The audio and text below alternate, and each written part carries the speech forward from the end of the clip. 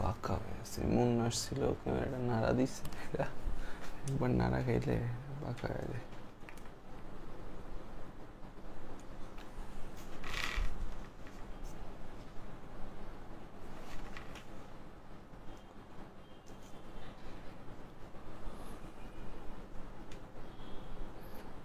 First term হয়েছে তোমাদের?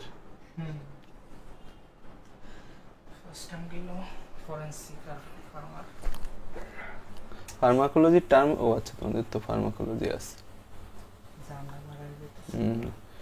Third ইয়ারে কষ্ট বেশি নাকি?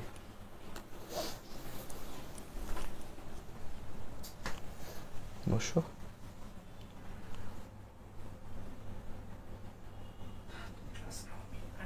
ওকে,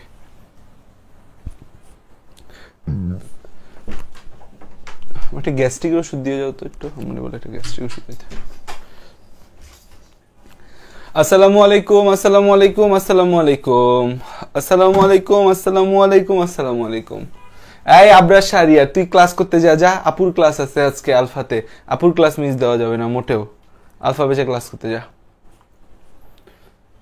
বাকিরা আসো, আমার আলফা ছাড়া বাকি বাচ্চারা আসো। কই রে, মানুষ কম হইলে কষ্ট লাগে, তো কষ্ট লাগে বুকে, বলি না অনেক বুকে ব্যথা, তোমাদের ব্যথা জানাই না, তারপরে অনেক ব্যথা, তোমরা ক্লাস করো না। ফার্স্টের দিকে কত ভালো বাচ্চা ছিলা, ক্লাস করতা, লাস্টের দিকে আইসা ছেড়ে দিছো, মানে এরকম হয়। শিশু অবস্থায় যখন ছিলা তখন বাবা মাকে অনেক ভালোবাসছো, কিন্তু যখন একটু বয়স হয়ে গেছে তখন আর বাবা মাকে পাত্তা দাও না। মানে বাবা মা না আমি তোমাদের, কিন্তু তোমাদের তো এই বায়োলজির জন্য বাবা মাই, মানে বায়োলজির তোমরা শিশু ছিলা, বায়োলজি তোমাদের গড়ে আস্তে আস্তে বায়োলজির সমুদ্রে তোমাদেরকে হচ্ছে সাঁতার কাটা শিখাচ্ছি। তো ফার্স্টের দিকে তোমরা আমাকে ভালোবাসা দিলা, পাত্তা দিলা, এখন হচ্ছে ভালোবাসা পাত্তা নাই, এটা কোনো কথা? Thank you.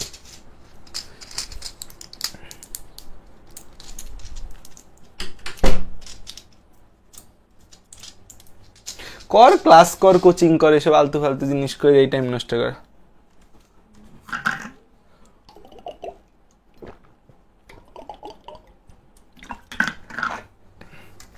বুড়া হইলে বাবা মার গুরুত্ব থাকে না, এটা তোমাদের দেখি বুঝে।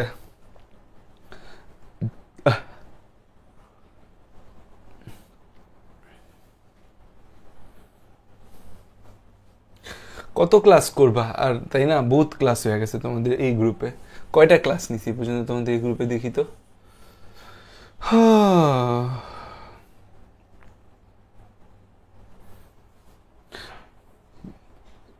লাস্ট মোমেন্টে 500 টাকা করে যদি একটা কোর্স ছাড়তাম বায়োলজির, তাহলে মিনিমাম 3-4 হাজার পোলাপান যুক্ত হইতো। সেটা দিতেছি তোদের ফ্রি, তাও তোরা আমার পাত্তা দিচ্ছিস না, বল কেমনটা লাগে?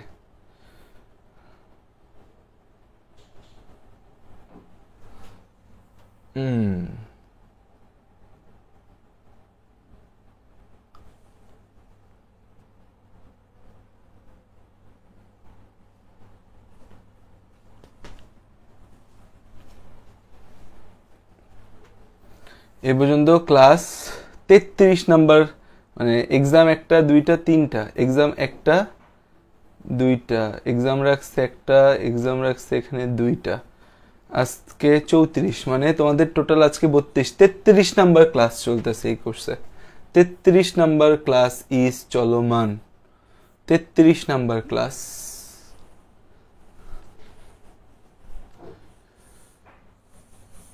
দেখছো ভাইয়া তোমাদের কত ভালোবাসি, 33টা ক্লাস নিছি, 33। এই ভালোবাসা কে ভালোবাসবে তোমারে বলো? কেউ আসবে এত ভালো ফ্রিতে? কেউ ভালোবাসবে না। ওয়ান শট ক্লাস দিয়ে দিবে, শেষ। কিন্তু ভাই একদম তোমাকে ধরে ধরে শিখাইছি, তাও তোমরা ভাইয়াকে পাত্তা দিলা না। ও আজকে আমাদের গ্রুপের বার্থডে, এই গ্রুপের আজকে জন্মদিন। আরে কি 2 মাস হইলো? আরে লেটস স্টার্ট দ্য শো। যাও, যা হইছে হইছে, যারা আসো তা তো আসো। এই যে ভালোবাসা বাচ্চারা দিচ্ছুম তোমাদেরকে ভালোবাসা। সো চলো খেলা শুরু করি। আসো, আজকে আমাদের হচ্ছে যে কতটুকু পর্যন্ত পড়ছিলাম আমরা, কোষ গহ্বর পর্যন্ত পড়ছিলাম। কোষ গহ্বর থেকে বাকি বিশাল একটা অংশ বাকি, ভাই এত বড় অংশ বাকি। সেই বড় অংশটা আমি সারাদিন আজকে চিন্তা করলাম যে কেমনে পড়ানো যায়। লিখে লিখে পড়াইতে গেলে আরো মিনিমাম 2টা থেকে 3টা ক্লাস লেগে যাবে, 2টা 3টা ক্লাসেও শেষ হবে না। সো আমি তোমাদেরকে একটু আমার একাডেমিক ব্যাচের যে একদম ডিটেল নোট আছে সেই নোটটা থেকে তোমাকে আমি একটু পড়াবো। তাহলে আমরা নিউক্লিয়াস আর হচ্ছে কি বলে ক্রোমোজোমের আলাদা লেকচার দিলে তুমি কবে করবা, তার চেয়ে ভালো আসো আমি এখানেই তোমাকে গুছাই দিই, এই জায়গায় তোমাকে গুছাই দিই। আসো আসো সামনের দিকে যদি যাই, এই যে ছবিটা দেখো, এই ছবিটা হচ্ছে একটা কোষের ছবি। এই যে এটা একটা ক্লোরোপ্লাস্ট, এটা হচ্ছে যে আমাদের এটা ক্লোরোপ্লাস্ট, এখানে কিছু ভ্যাকিউল ট্যাকিউল দেখা যাচ্ছে, এটা হচ্ছে আমাদের নিউক্লিয়াস। কোষের কি নিউক্লিয়াস, মোস্ট ইম্পর্টেন্ট থিং হচ্ছে নিউক্লিয়াস। এই যে নিউক্লিয়াস আছে, নিউক্লিয়াসটা হচ্ছে আমাদের প্রকৃত কোষের, এই নিউক্লিয়াসটা হচ্ছে প্রকৃত কোষের, আমাদের যে কোনো প্রকৃত কোষের যে অঙ্গাণু দ্বিস্তরী ঝিল্লি বিশিষ্ট, প্রকৃত কোষের যে অঙ্গাণু দ্বিস্তরী ঝিল্লি বিশিষ্ট, ঝিল্লি দ্বারা আবৃত ও ক্রোমাটিন জালিকা ধারণ করে।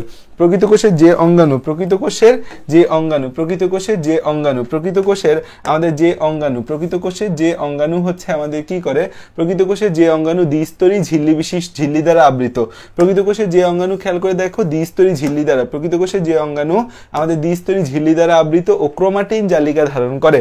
জালিকা আছে, তার নাম ক্রোমাটিন জালিকা। দ্বিস্তরী ঝিল্লি এবং ক্রোমাটিন জালিকা ধারণ করে, একে নিউক্লিয়াস বলি। একে আরো অপর নাম আছে, একে কোষের মস্তিষ্ক বলা যায়, একে প্রাণকেন্দ্র বলা যায়, একে কেন্দ্রিকা বলা যায়, এই নামগুলা দেওয়া যায়। আবিষ্কারক হচ্ছে রবার্ট ব্রাউন, হচ্ছে আমাদের কি করছে, এই যে রবার্ট ব্রাউন হচ্ছে আমাদের অর্কিড যে আছে, অর্কিডের কোষে নিউক্লিয়াস আবিষ্কার করেন রবার্ট ব্রাউন। তাহলে নিউক্লিয়াসের আবিষ্কারক কে, নিউক্লিয়াসের আবিষ্কারক হচ্ছে রবার্ট ব্রাউন। নিউক্লিয়াসের আবিষ্কারক কে, নিউক্লিয়াসের আবিষ্কারক হচ্ছে রবার্ট ব্রাউন। নিউক্লিয়াসের আবিষ্কারক কে, নিউক্লিয়াসের আবিষ্কারক হচ্ছে রবার্ট ব্রাউন। দাঁড়াও একটু ইয়াটা অন করি, ক্যামেরাটা অন করি, দেখি তোমরা কি দুষ্টামানি করতেছো ক্লাসে। কি দুষ্টামানি করতেছো ক্লাসে? না আজকে আর লিখাবো না, লিখাইলে আর শেষ হবে না। তো হচ্ছে আমি আগের লেখা লিখে আনছি, সেটা দিয়ে তোমাকে একটু গুছায় পড়াই দিই, তুমি একটু ক্লাস শেষে পড়ে নিও, ঠিক আছে? নোটটা দিয়ে দিব, কারণ লিখে সম্ভব না, বুঝছো? আরো 2টা ক্লাস লাগবে। আর আমার আমি নাই মানে আমি আর নাই 24 তারিখের পর। সো সিলেবাসটা শেষ করে না দিতে গেলে পারলে তো একটু খারাপ লাগবে। সো এই জায়গাটা একটু লিখে, মানে আমার আগের লেকচার থেকে তোমাকে পড়াচ্ছি। এটা আমার স্বাধীনতার একাডেমিক ব্যাচের ইনডেপথ লেকচার, সেটা থেকে তোমাকে পড়াবো। দেখো, রবার্ট ব্রাউন অর্কিডের কোষে নিউক্লিয়াস আবিষ্কার করেন। কোষের 10 থেকে 15% জায়গা দখল করে রাখে নিউক্লিয়াস। আচ্ছা, একটা ইম্পর্টেন্ট কথা তোমারে বলা হয়নি, সেটা হচ্ছে এই যে খেয়াল করে দেখো, আমাদের যে কোষ গহ্বর বা সেল ভ্যাকিউল আছে, এটা হচ্ছে সবচেয়ে বড় অঙ্গাণু। সবচেয়ে বড় অঙ্গাণু হচ্ছে কোষ গহ্বর। সবচেয়ে বড় অঙ্গাণু হচ্ছে সবচেয়ে বড় অঙ্গাণুকে আমাদের সবচেয়ে বড় অঙ্গাণু। আজকে হচ্ছে আমাদের দুইজনেরই হাতে রেস্ট, আমারও হাতের রেস্ট, তোমারও হাতের রেস্ট, দুই গ্রুপেরই আজকে হাতের রেস্ট। সবচেয়ে বড় অঙ্গাণু কোনটা? সবচেয়ে বড় অঙ্গাণু হচ্ছে আমাদের এই কোষ গহ্বর। সবচেয়ে বড় অঙ্গাণু হচ্ছে কোষ গহ্বর, সবচেয়ে বড় অঙ্গাণু কোষ গহ্বর। সেকেন্ড বড়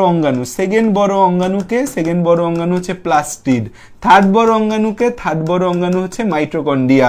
থার্ড বড় অঙ্গাণু হচ্ছে মাইটোকন্ড্রিয়া। যারা নোট করো তারা ক্লাস শেষে সুন্দর মতো এই লেকচারটা থেকে নোট করে ফেলো, ঠিক আছে? আচ্ছা আসো, এখন খেয়াল করে দেখো, আমাদের হচ্ছে যে এই যে আসো সামনে যদি যাই, যে আমি লিখতেছি না, তোমরাও যদি না লিখতে চাও না লেখো, আজকের দিন একটু রিল্যাক্স করি। সকাল থেকে আজকে সকালবেলা তোমার ক্লাস নিয়া এই জায়গায় হচ্ছে যে কিচ কিচ কিচ কিচ শব্দে এমন মাথা ধরছে, আজকে সারাদিন আমি আর কোনো ক্লাসই নিতে পারিনি, শরীর এত খারাপ ছিল, একাডেমিক ব্যাচেও ক্লাস নিতে পারিনি। তোমাদের এটা নিয়ে শেষ করে দিতে হবে, এই জন্য তোমাদেরকে আজকে ক্লাস নিচ্ছি। মানে হচ্ছে মন সকালবেলা দেখলাম না কি ড্রিলের শব্দ চলতেছে। আচ্ছা দেখো, তাহলে আমাদের হচ্ছে যে এই যে নিউক্লিয়াস আছে, নিউক্লিয়াস কোষে কত % জায়গা দখল করে? 10 থেকে 15% জায়গা দখল করে। এখন আসো যে আমরা হচ্ছে যে প্রতি কোষে একটা করে নিউক্লিয়াস থাকে বা বেশিও থাকতে পারে। তাহলে প্রতি কোষে নিউক্লিয়াস কয়টা? প্রতি কোষে হচ্ছে আমাদের নিউক্লিয়াস একটা করে নিউক্লিয়াস থাকে বা বেশিও থাকতে পারে। আদি কোষে কোনো নিউক্লিয়াস নাই, আর প্রকৃত কোষে আমাদের নিউক্লিয়াস নেই। আদি কোষে নিউক্লিয়াস নেই, কিন্তু প্রকৃত কোষে নিউক্লিয়াস আছে। আদি কোষের বৈশিষ্ট্যের মধ্যে তো ভাইয়া পড়ছিলাম যে এখানে আমাদের হচ্ছে নিউক্লিয়ার ঝিল্লি, নিউক্লিওলাস, তারপর হচ্ছে নিউক্লিয় ঝিল্লি, নিউক্লিওলাস, নিউক্লিওপ্লাজম কিচ্ছু থাকে না, শুধু ডিএনএ থাকে আদি কোষের ক্ষেত্রে। প্রকৃত কোষ কিন্তু নিউক্লিয়াস নেই, এরকম হইতে পারে।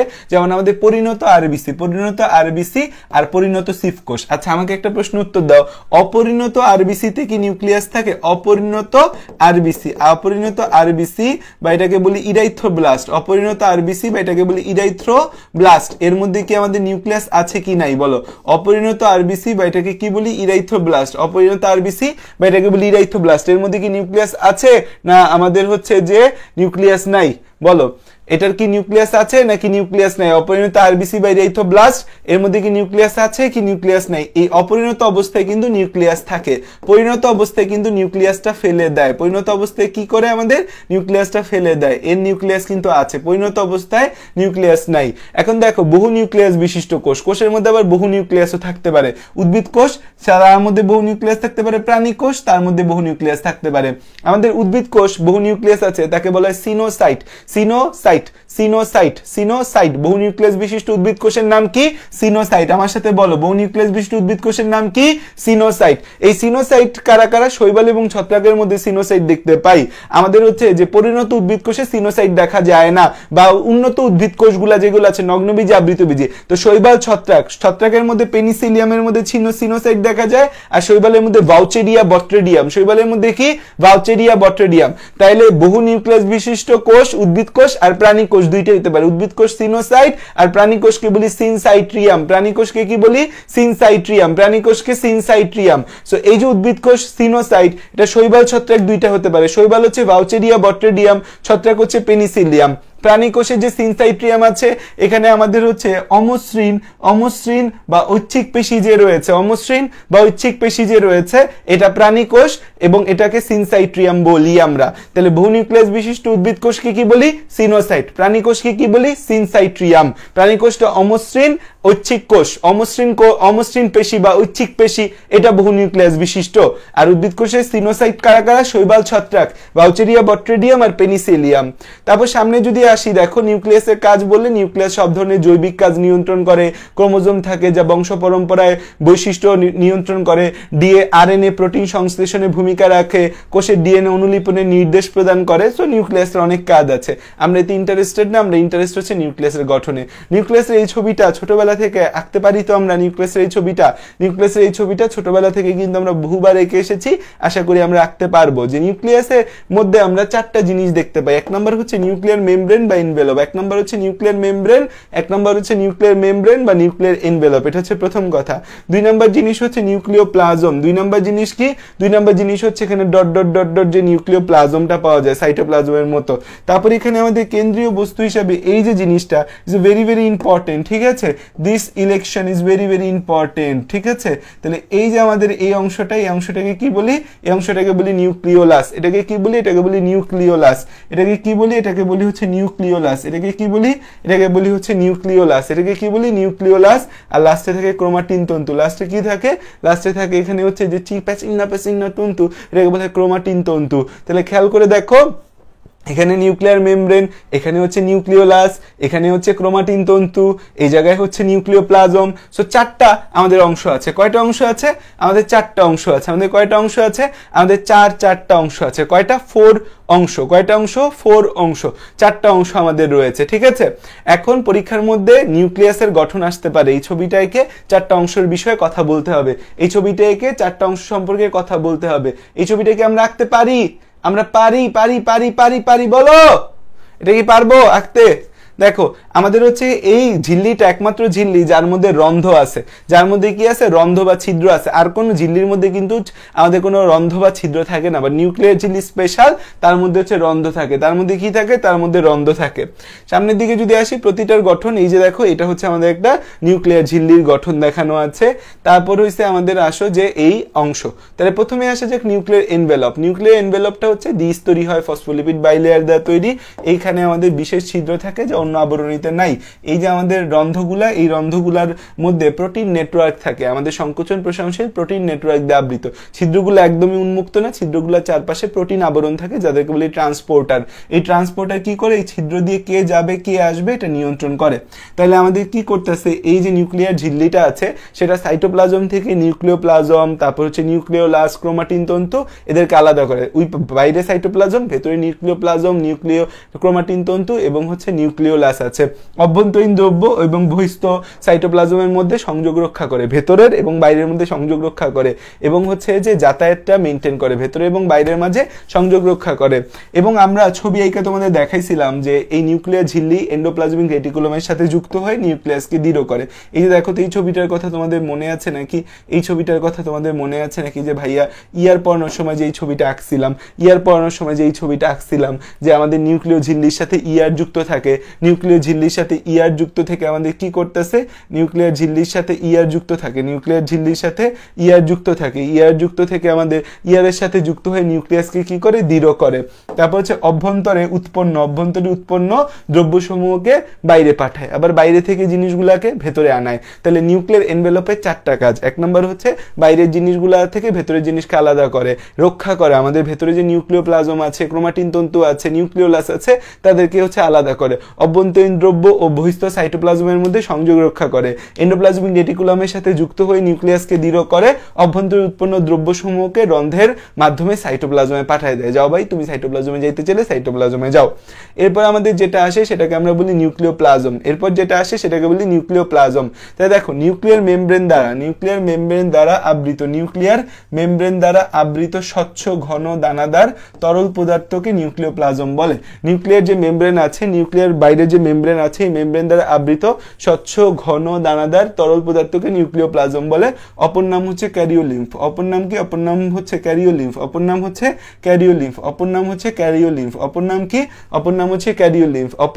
ক্যারিওলিম্ফ। তাই নিউক্লিয়ার মেমব্রেন দ্বারা আবৃত যে স্বচ্ছ ঘন দানাদার পদার্থ আছে এটাকে নিউক্লিওপ্লাজম বলে। এটা সাইটোপ্লাজমের মতোই, একে ক্যারিওলিম্ফ নামে ডাকা হয়।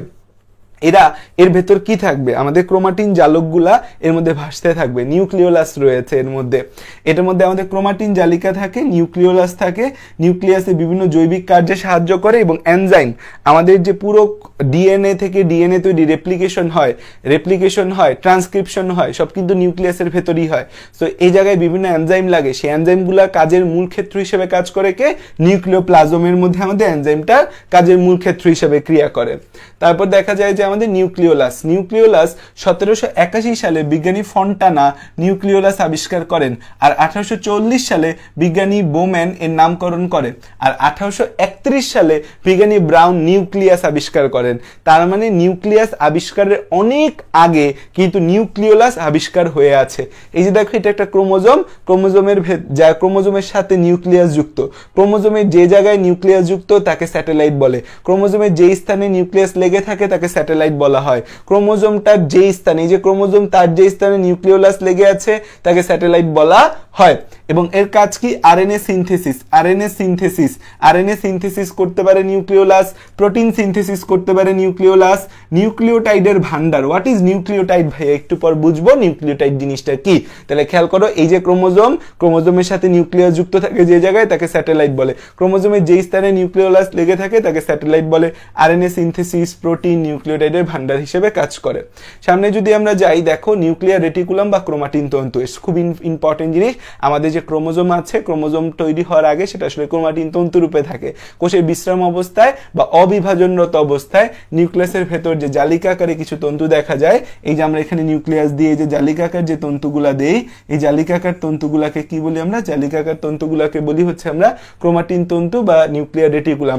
এটাকে কি বলি, নিউক্লিয়ার রেটিকুলাম বা ক্রোমাটিন তন্তু, নিউক্লিয়ার রেটিকুলাম বা এটাকে কি বলি, ক্রোমাটিন তন্তু। বংশগতীয় বৈশিষ্ট্যের ধারক ও বাহক হিসেবে কাজ করে, বংশগতীয় বৈশিষ্ট্যের ধারক ও বাহক হিসেবে কাজ করে, আমাদের বংশগতীয় বৈশিষ্ট্যের ধারক ও বাহক হিসেবে কাজ করে, বংশগতীয় বৈশিষ্ট্যের ধারক ও বাহক হিসেবে কাজ করে, বংশগতীয় বৈশিষ্ট্যের ধারক ও বাহক হিসেবে কাজ করে, বংশগতীয় বৈশিষ্ট্যের ধারক ও বাহক হিসেবে কাজ করে, বংশগতীয় বৈশিষ্ট্যের ধারক ও বাহক হিসেবে কাজ করে, বংশগতীয় বৈশিষ্ট্যের ধারক ও বাহক হিসেবে কাজ করে। ঠিক আছে, তাহলে নিউক্লিয়ার রেটিকুলাম বা ক্রোমাটিন তন্তুর বিষয়টা আমরা বুঝলাম।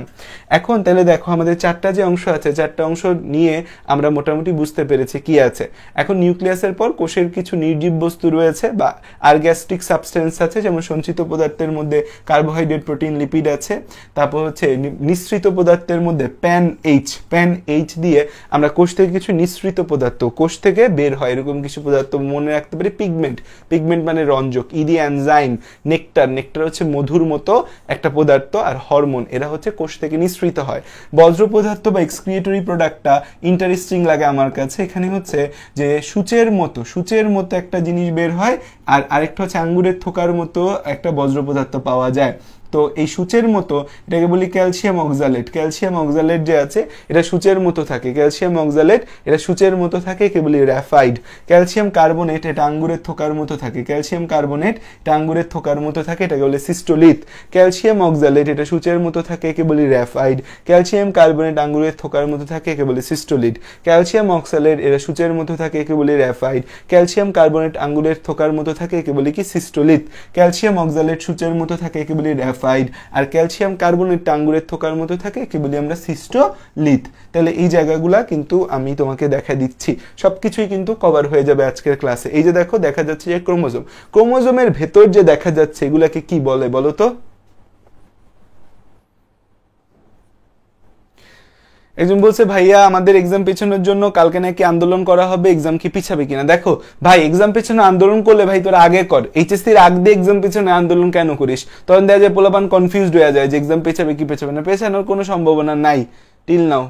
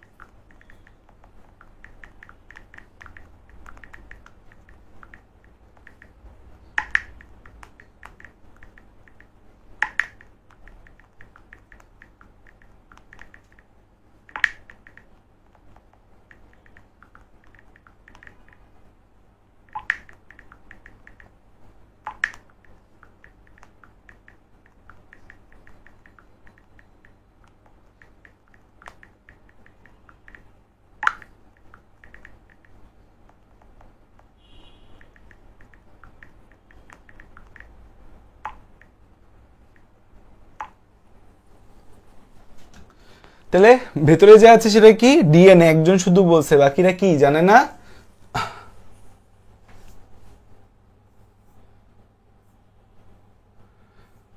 ডিএনএ। তাহলে সেটা কি? ডিএনএ। আমি তো আসছি, তাহলে এটা কি? ডিএনএ। ভেতরে যা আছে সেটা হচ্ছে ডিএনএ। এখন আসো যে আমাদের ক্রোমোজোমের ভেতরে আছে ডিএনএ। এই জিনিসটা তোমাদের পড়াইছি যে ডিএনএ প্লাস হিস্টোন প্রোটিন, এটা পেঁচায় নিউক্লিওজোম তৈরি করে, এটা পেঁচিয়ে ক্রোমাটিন তৈরি করে, এটা পেঁচিয়ে ক্রোমোজোম তৈরি করে। আমি আবার চন্দ্রবিন্দু দিছি, দেখো এই যে ডিএনএটা পেঁচানো এর সাথে হিস্টোন প্রোটিন গুলা করে কি? এটা কারো পেঁচাইতে সাহায্য করে। হিস্টোন প্রোটিন হচ্ছে এটি এক ধরনের সরল প্রোটিন যা নিউক্লিয়াসে বিদ্যমান। হিস্টোন প্রোটিন হচ্ছে কি? এক ধরনের সরল প্রোটিন। হিস্টোন প্রোটিন হচ্ছে এক ধরনের সরল প্রোটিন যা নিউক্লিয়াসে বিদ্যমান থাকে। হিস্টোন প্রোটিন এক ধরনের সরল প্রোটিন যা হচ্ছে নিউক্লিয়াসে বিদ্যমান থাকে। হিস্টোন প্রোটিন হচ্ছে এক ধরনের সরল প্রোটিন যা কোথায় বিদ্যমান থাকে? নিউক্লিয়াসে বিদ্যমান থাকে। আসো সামনের দিকে যদি আমরা যাই, সামনের দিকে গেলে দেখো যে ক্রোমোজোম আছে যে আমাদের, এটা কিন্তু পড়াইছি তোমাদের, পড়াইছি না ভাইয়া? এটা কিন্তু ভাইয়া তোমাদের দেখাইছি। দেখো আমাদের যে ক্রোমোজোম আছে, ক্রোমোজোমটা গ্রিক শব্দ থেকে আসছে। ক্রোম মানে হচ্ছে বর্ণ, আর সোমা মানে দেহ। তাহলে ক্রোমোজোম মানে রঞ্জিত দেহ। তাহলে ক্রোমোজোমের সংজ্ঞা পরীক্ষায় যদি কখনো আসে ক আকারে, ক্রোমোজোমের সংজ্ঞা যখন কখনো যদি পরীক্ষায় আসে ক আকারে, সেখানে বলা আছে কোষস্থ নিউক্লিয়াসের মধ্যে অবস্থিত, কোষের নিউক্লিয়াসের মাঝে অবস্থিত অনুলিপন ক্ষমতা সম্পন্ন রং ধারণকারী ও নিউক্লিয় প্রোটিন দ্বারা গঠিত সূত্রাকার ক্ষুদ্রাঙ্গকে ক্রোমোজোম বলা হয়। ক্রোমোজোম কি? কোষস্থ নিউক্লিয়াসের মধ্যে অবস্থিত, কোষস্থ নিউক্লিয়াসের মধ্যে অবস্থিত অনুলিপন ক্ষমতা সম্পন্ন রং ধারণকারী নিউক্লিয় প্রোটিন দ্বারা গঠিত সূত্রাকার ক্ষুদ্রাঙ্গকে ক্রোমোজোম বলে।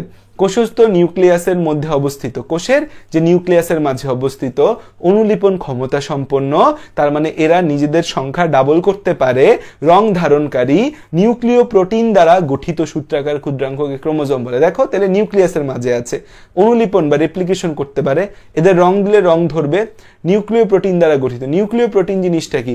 নিউক্লিয় প্রোটিন মানে দেখো হিস্টোন প্রোটিন প্লাস হচ্ছে ডিঅক্সি রাইবোনিউক্লিক অ্যাসিড, জিনিসটাকে কি বলতে পারে? নিউক্লিয় প্রোটিন দ্বারা গঠিত সূত্রাকার ক্ষুদ্রাঙ্গকে ক্রোমোজোম বলা হয়। কালো নাগিন হচ্ছে আমাদের কি করছে, যে প্রথম উদ্ভিদ কোষে নিউক্লিয়াসে ক্রোমোজোম দেখতে পায় এবং আরেকজন এটাকে ক্রোমোজোম নামকরণ করছে, নাম মনে রাখলে চলবে। কাল নাগিলি কিন্তু হচ্ছে আরেকটা জিনিসের নামকরণ করছে। কিসের নামকরণ করছে বলতো? কালো নাগিন আরেকটা কি জানি আবিষ্কার করছে, নামকরণ করছে। আমার অনেক গ্যাসের সমস্যা হচ্ছে।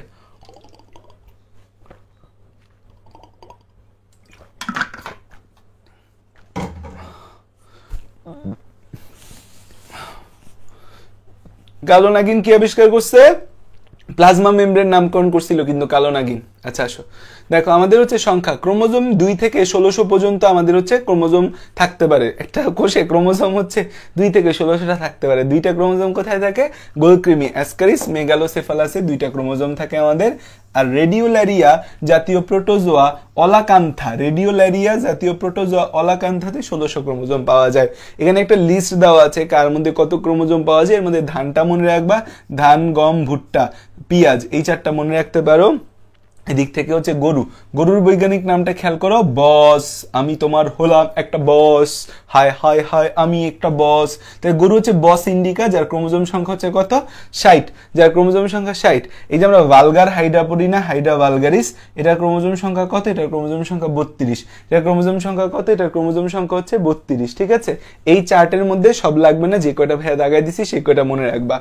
আসো সামনে যদি যাই, এটা হচ্ছে ক্রোমোজোম। এই ছবিটা আঁকা শিখতে হবে। আসো এই ছবিটা আমরা একটু আঁকি, এই ছবিটা একটু আমরা আঁকি। দেখো এই ছবিটা আঁকা একদম সহজ, এই ছবিটা আঁকা একদম সহজ। কি করবা? এই ছবিটা আঁকার জন্য হচ্ছে মাঝে একটা গোল দিবা, মাঝে একটা গোল দেওয়ার পর এখান থেকে হচ্ছে একটা কান উঠাবা, এখান থেকে আরেকটা কান উঠাবা, নিচ থেকে একটা কান উঠাবা, এই নিচ থেকে আরেকটা কান উঠাবা। এই যে 4টা দিলা, এই 4টা দিলা, এই 4টা কি হইলো?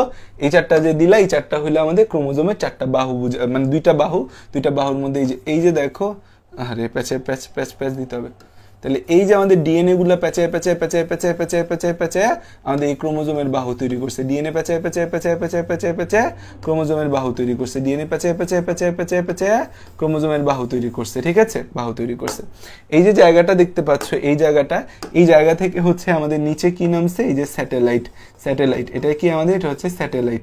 এটা কি আমরা? স্যাটেলাইট। নিউক্লিওলাস এই জায়গায় যুক্ত আছে আমাদের। এটা হচ্ছে সেন্ট্রোমিয়ার। এই সেন্ট্রোমিয়ারের 2 পাশে আমাদের হচ্ছে যে কি থাকে? কাইনেটেকার নামে একটা বস্তু থাকে। আসো এই ছবিটা আমাদের রাখতে হবে, ক্রোমোজোম। সরি, এটা হচ্ছে ক্রোমোজোমের 2টা বাহু।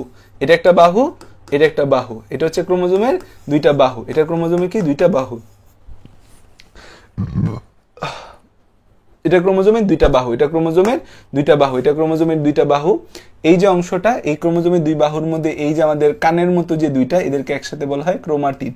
তাহলে উপরে একটা ক্রোমাটিড, নিচের আরেকটা হচ্ছে ক্রোমাটিড। ওকে, ভেরি গুড। এই যে আমাদের এই কেন্দ্রীয় যে অরঞ্জিত অংশ, এটাকে বলে সেন্ট্রোমিয়ার। এটাকে কি বলা হয়? সেন্ট্রোমিয়ার বলে। এটাকে কি বলা হয়? সেন্ট্রোমিয়ার বলে।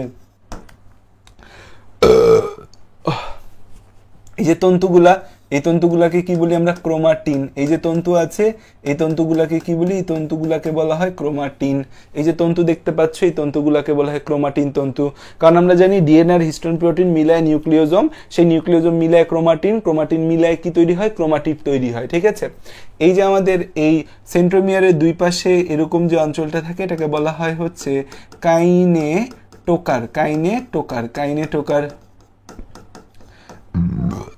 ওকে, তারপর হচ্ছে আমাদের এখানে খেয়াল করে দেখো যে আমাদের এই যে এটার নাম হচ্ছে স্যাটেলাইট, স্যাটেলাইট নিচের এটার নাম স্যাটেলাইট দিছে। আচ্ছা, তারপর খেয়াল করো এই যে আমাদের ক্রোমোজোমের এই দুই মাথার একদম মাথার যে অংশটা এটাকে বলা হয়েছে টেলোমিয়ার বা প্রান্তীয় অংশ। এটাকে কি বলা হয়? টেলোমিয়ার, বা এটাকে বলি হচ্ছে আমরা প্রান্তীয় অংশ। এই যে দেখো যে আমাদের এই জায়গাটা একরকম, এখানে একটু ভাঁজ, তারপর আবার এরকম। তো এই জায়গাটাকে, এই যে ভাঁজটা, এই ভাঁজটাকে বলা হয় হচ্ছে এই উপরের সেন্ট্রোমিয়ারের জন্য ভাঁজটা, এটাকে বলে মুখ্য কুঞ্চন। এটাকে কি বলে? মুখ্য কুঞ্চন। আর এই জায়গায় যে ভাঁজটা, স্যাটেলাইট যুক্ত হওয়ার জন্য যে ভাঁজটা, এটাকে বলা হয় গৌণ কুঞ্চন। তাহলে এই ছবিটা আঁকা শিখতে হবে। ক্রোমোজোম পরীক্ষার মধ্যে আসে, চিত্র হচ্ছে আদর্শ ক্রোমোজোম, ঠিক আছে? কারণ সব ক্রোমোজোমে এত কিছু পাওয়া যাবে না, এটাকে এই জন্য বলা হয়েছে আদর্শ ক্রোমোজোম। সেই ছবিটা আমাকে আঁকতে হবে। হ্যাঁ, এই ছবিটা কি করতে হবে? আমাকে পরীক্ষায় আসলে আঁকতে হবে। সামনে যদি যাই, দেখো ক্রোমাটিনটা পড়াইছি অলরেডি তোমাদের। ডিএনএ আর হিস্টোন প্রোটিন প্যাচায় নিউক্লিওজোম প্যাচায় ক্রোমাটিন প্যাচায় ক্রোমোজোম। এই ক্রোমাটিন দুই টাইপের হয়, একটা হ্যাটারোক্রোমাটিন, একটা হচ্ছে ইউক্রোমাটিন। হ্যাটারোক্রোমাটিন হচ্ছে মেয়েদের মনের মতো, জিলাপির প্যাচ অনেক বেশি, ঠিক আছে? যদিও এখনকার মেয়েরা একটু কম প্যাচায়, আগে নাকি মেয়েরা অনেক প্যাচাই তো শুনছি। তো হচ্ছে যে প্যাচানো মানে হচ্ছে যে একটু দোষ ধরে বেশি, এটা মেয়েদের একটা মানে গুড থিং। আল্লাহ তাআলা হচ্ছে নানা মানুষকে নানাভাবে তৈরি করছে, ছেলেরা সবকিছু ভুলে যায়। যেমন আমার বউ যদি জিজ্ঞাসা যাই আমি কালকে কি কালার ড্রেস পরছি বলতো, আমার তো মনে থাকে না, কিন্তু মেয়েদের আবার মনে থাকে। তো দেখা গেছে মেয়েদের ব্রেইনের এই স্পেসিফিক সূক্ষ্ম জিনিস মনে রাখতে পারে, এই ক্যাপাবিলিটিটা মেয়েদের বেশি। আর ছেলেদের ক্ষেত্রে হচ্ছে ভুলে যাওয়ার ক্যাপাবিলিটিটা বেশি। তো এটা ছেলে আর মেয়েদের মধ্যে একটা হচ্ছে পার্থক্য। দেখো আমাদের ক্রোমাটিনের যে অংশ অধিক কুণ্ডলিত থাকে সেটাকে কি বলি? হেটারোক্রোমাটিন। আর যেটা কম কুণ্ডলিত থাকে সেটা ইউক্রোমাটিন। ইউ মানে প্রকৃত, কম কুণ্ডলিত থাকে। সো যেটা বেশি কুণ্ডলিত থাকে, এত প্যাচ থাকে, যেটা ডিএনএটা হচ্ছে যে আমাদের নিষ্ক্রিয় হয়। আর হচ্ছে যেটা কম প্যাচ থাকে সেটা ডিএনএটা সক্রিয় হয়। তাই ক্রোমাটিনের যে অংশ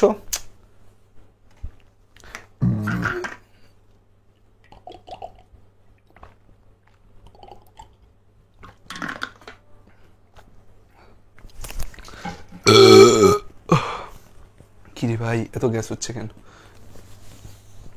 তাই ক্রোমাটিনের দাঁড়া একটা অ্যান্টাসিড নিয়ে আসি।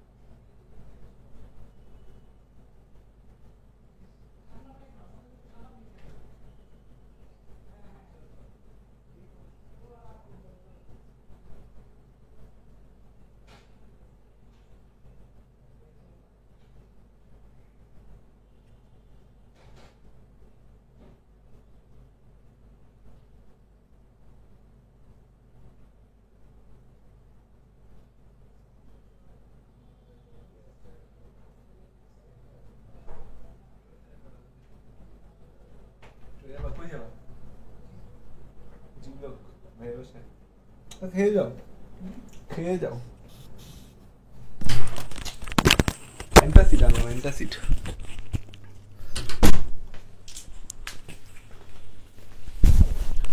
ভাই ক্লাস থেকে একটু গেছি অ্যান্টাসিড খাইতে, তোরা ক্লাস ছেড়ে চলে গেছো 20 জন। তোরা কি মানুষ না হচ্ছে তোরা ড্রাগন? কত মানে হচ্ছে হুট করে বিলুপ্ত হয়ে গেছিস তোরা ক্লাস থেকে।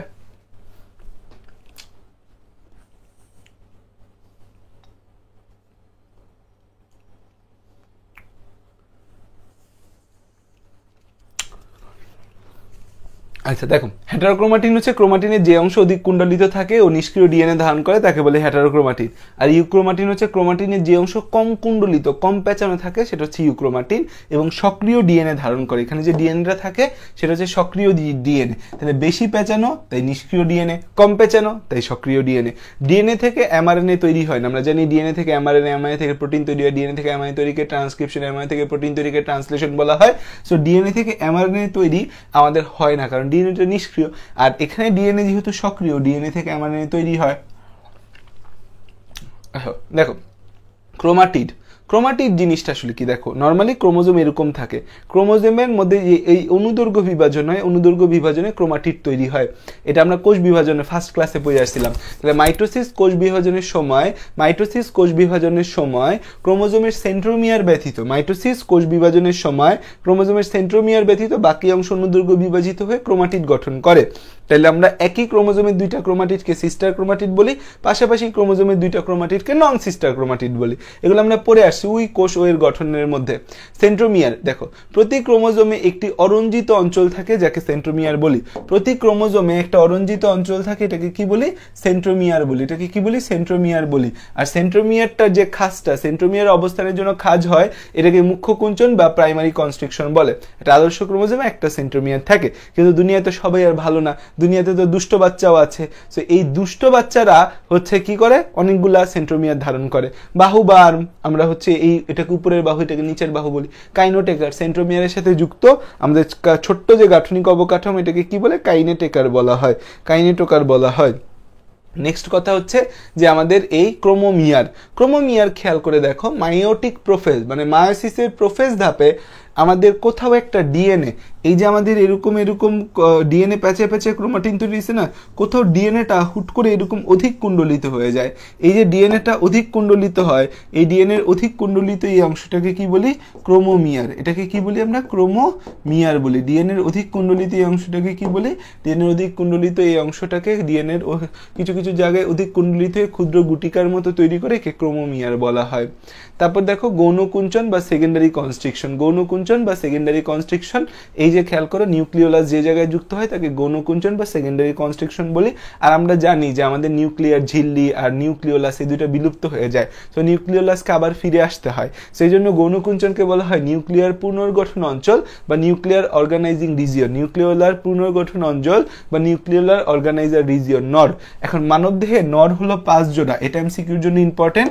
মানবদেহে নর কয় জোড়া? মানবদেহে নর হলো 5 জোড়া। কি কি নর আছে? 13, 14, 15, 21, 22, এই 5টা ক্রোমোজোমে হচ্ছে আমাদের নর থাকে। নর মানে নিউক্লিওলার পুনর্গঠন অঞ্চল, মানে এই 5টা ক্রোমোজোমে নিউক্লিওলাস থাকে, তাই তো নিউক্লিয়ার পুনর্গঠন অঞ্চল আছে। 13, 14, 15, 21, 22, 13, 14, 15, 21, 22। আসো, সামনে হচ্ছে স্যাটেলাইট। ক্রোমোজোমের যে স্থানে নিউক্লিওলাস যুক্ত থাকে তাকে স্যাটেলাইট বা স্যাট বলা হয়। ক্রোমোজোমের যে স্থানে নিউক্লিওলাস যুক্ত থাকে তাকে স্যাটেলাইট বা স্যাট বলে। ক্রোমোজোমের যে স্থানে নিউক্লিওলাস যুক্ত থাকে তাকে স্যাটেলাইট বা স্যাট বলা হয়। যে ক্রোমোজোমে নিউক্লিওলাস থাকে তাকে স্যাট বলা হয়, তাকে কি বলে? স্যাট বলা হয়।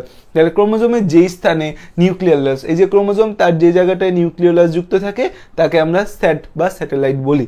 আর যে ক্রোমোজোমে স্যাটেলাইট যুক্ত থাকে তাকে স্যাট ক্রোমোজোম বলি। স্যাট মানে সাইন অ্যাসিডো থাইমোনিউক্লিয়েনিক, অর্থাৎ থাইমোনিউক্লিক অ্যাসিড ছাড়া ডিএনএ, থাইমোনিউক্লিক অ্যাসিড ছাড়া বা ডিএনএ ছাড়া, মানে এটার মধ্যে অনেক নিউক্লিওটাইড থাকে বাট এটা আসলে ডিএনএ না, এটার মধ্যে অনেক নিউক্লিক অ্যাসিড থাকে কিন্তু এটা ডিএনএ না। আচ্ছা দেখো, যে ক্রোমোজোমের যে স্থানে নিউক্লিওলাস যুক্ত থাকে তাকে স্যাটেলাইট বা স্যাট বলা হয় এবং ক্রোমোজোমটাকে স্যাট বলা হয়। এটার অর্থ হচ্ছে থাইমোনিউক্লিক অ্যাসিড ছাড়া বা ডিএনএ ছাড়া। ডিএনএর পূর্ব নাম ছিল থাইমোনিউক্লিক অ্যাসিড, মানে এটা তো ডিএনএ না, এর মধ্যে অনেক নিউক্লিওটাইড আছে, নিউক্লিওলাসের মধ্যে অনেক নিউক্লিওটাইড আছে বাট এটা ডিএনএ না। ছোলার 1 নম্বর ক্রোমোজোমে স্যাটেলাইট থাকে। মানুষের কত নং ক্রোমোজোমে স্যাটেলাইট থাকে বলো? মানুষের 13, 14, 15, 21, 22 ক্রোমোজোমে স্যাটেলাইট থাকে।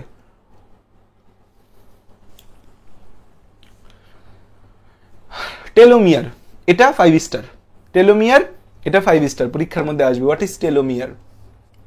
বিজ্ঞানী এইচ.জে. মুলার এর মতে ক্রোমোজোমের উভয় প্রান্তে, এই যে একটা ক্রোমোজোম খেয়াল করো, এই ক্রোমোজোমের এই প্রান্ত 2 প্রান্তে বিশেষ বৈশিষ্ট্যপূর্ণ অঞ্চল থাকে। ক্রোমোজোমের উভয় প্রান্তে বিশেষ বৈশিষ্ট্যপূর্ণ অঞ্চলকে টেলোমিয়ার বলে। এই যে ক্রোমোজোমের এই প্রান্তে, ক্রোমোজোমের এই প্রান্তে, উভয় প্রান্তে, ক্রোমোজোমের দুই প্রান্তেই বিশেষ বৈশিষ্ট্যপূর্ণ অঞ্চল।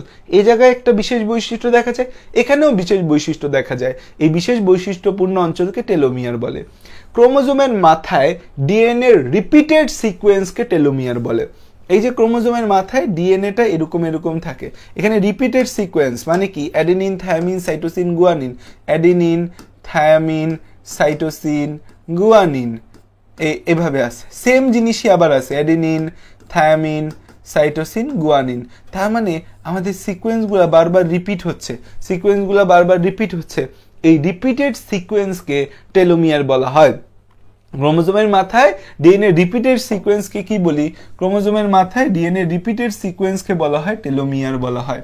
টেলোমিয়ার থেকে আমাদের একটা এনজাইম বের হয় যেটাকে বলে টেলোমারেজ, যা মানুষের জরারোধ বা বার্ধক্য রোধ করে। তুমি যে বুড়া হয়ে যাও, এই বুড়া হয়ে যাওয়া থেকে তোমার কে বাঁচায়? যেমন আমি বুড়া হয়ে গেছি, এখন বয়স হয়ে গেছে অনেক আমার, হচ্ছে যে তো আমি তো বুড়া মানুষ, তো এই যে আমি বুড়া হয়ে গেছি, এই বুড়া হয়ে যাওয়া থেকে আমাকে আরো বুড়া হয়ে যেতাম যদি টেলোমারেজ এনজাইম ক্রিয়া না করতো। দেখো, প্রতিবার যখন কোষ বিভাজন হয় তখন একটা ডিএনএ থেকে আরেকটা ডিএনএ তৈরি হয়, একটা ক্রোমোজোম থেকে আরেকটা ক্রোমোজোম তৈরি হয় প্রতিবার কোষ বিভাজনের সময়। ডিএনএ গুলাও যেমন নিজের সংখ্যা বৃদ্ধি করে, রেপ্লিকেশন করে, ক্রোমোজোমেরও ডিএনএর কারণে রেপ্লিকেশন ঘটে। কিন্তু এই যে কোষ বিভাজনের সময় একটা ডিএনএ থেকে যে আরেকটা ডিএনএ তৈরি হয়, তখন প্রতিবার এই কিছু টেলোমিয়ার ধ্বংস হয়, কিছু টেলোমিয়ার নষ্ট হয়, টেলোমিয়ার নষ্ট হয়। টেলোমিয়ারটা নষ্ট হয়ে কি করে? এই যে দেখো, এই ক্রোমোজোমের প্রান্তে আছে টেলোমিয়ার, মাঝে আছে কোডিং অঞ্চল বা তথ্যযুক্ত অঞ্চল। এই টেলোমিয়ার নষ্ট হয় বাট কোডিং অঞ্চলটা বেঁচে যায়, টেলোমিয়ারটা নষ্ট হয় বাট কোডিং অঞ্চলটা বেঁচে যায়। এই যে টেলোমিয়ার নষ্ট হয়ে হয়ে কোডিং অঞ্চলকে বাঁচায়। হইতে হইতে একটা টাইমে কোষ বিভাজন হইতে হইতে যখন আমাদের এই টেলোমিয়ারটা ধ্বংস হয়ে যাবে, তখন শুধু কোডিং অঞ্চল থাকবে এবং নেক্সট বিভাজনে কোডিং অঞ্চল নষ্ট হবে এবং কোষের মৃত্যু হবে। তাহলে খেয়াল করে দেখো, একটা ক্রোমোজোমের মধ্যে দুই প্রান্তে বিশেষ বৈশিষ্ট্যপূর্ণ অঞ্চলকে টেলোমিয়ার বলি। এখানে ডিএনএ রিপিটেড সিকোয়েন্স থাকে, সেম সিকোয়েন্স বারবার রিপিট হয়, এটাকে টেলোমিয়ার বলি। কোষ বিভাজনের সময় এই টেলোমিয়ারের কিছু অংশ নষ্ট হয়, ভেতরের কোডিং অঞ্চলকে রক্ষা করে, টেলোমিয়ারের কিছু অংশ নষ্ট হয়, ভেতরের কোডিং অঞ্চলকে রক্ষা করে। কিন্তু টেলোমিয়ার নষ্ট হইতে হইতে যখন পুরো টেলোমিয়ার ধ্বংস হয়ে যাবে, শুধু এই কোডিং অঞ্চল থাকবে, তখন হচ্ছে আমাদের কোষের মৃত্যু হয় এবং কোষ বিভাজন থেমে যায়। সেই টেলোমিয়ার কতটুকু আছে সেটা দেখে কিন্তু একটা কোষের বয়স মানে কত হয়েছে আর কতবার সে বিভক্ত হবে, কত দিন বাঁচবে, সেটা হচ্ছে বের করা যায়। কোডিং অঞ্চলটা হচ্ছে যে ডিএনএর মধ্যে প্রোটিন তৈরির কোড থাকে, সেই অঞ্চলটাকে কোডিং অঞ্চল বলা হয়। বা ডিএনএর যে অঞ্চলে প্রোটিন তৈরির কোড বা তথ্য থাকে তাকে কোডিং অঞ্চল বলা হয়। দেখো তো এই টেলোমিয়ার জিনিসটা বুঝছো কিনা? এই জায়গাটা বোঝা গুরুত্বপূর্ণ। আগে সবকিছু তুমি বুঝতা, বাট এই জায়গাটা তুমি বোঝো না, তুমি ছোট মানুষ, এই জায়গাটা বুঝছো কিনা আমাকে বলো।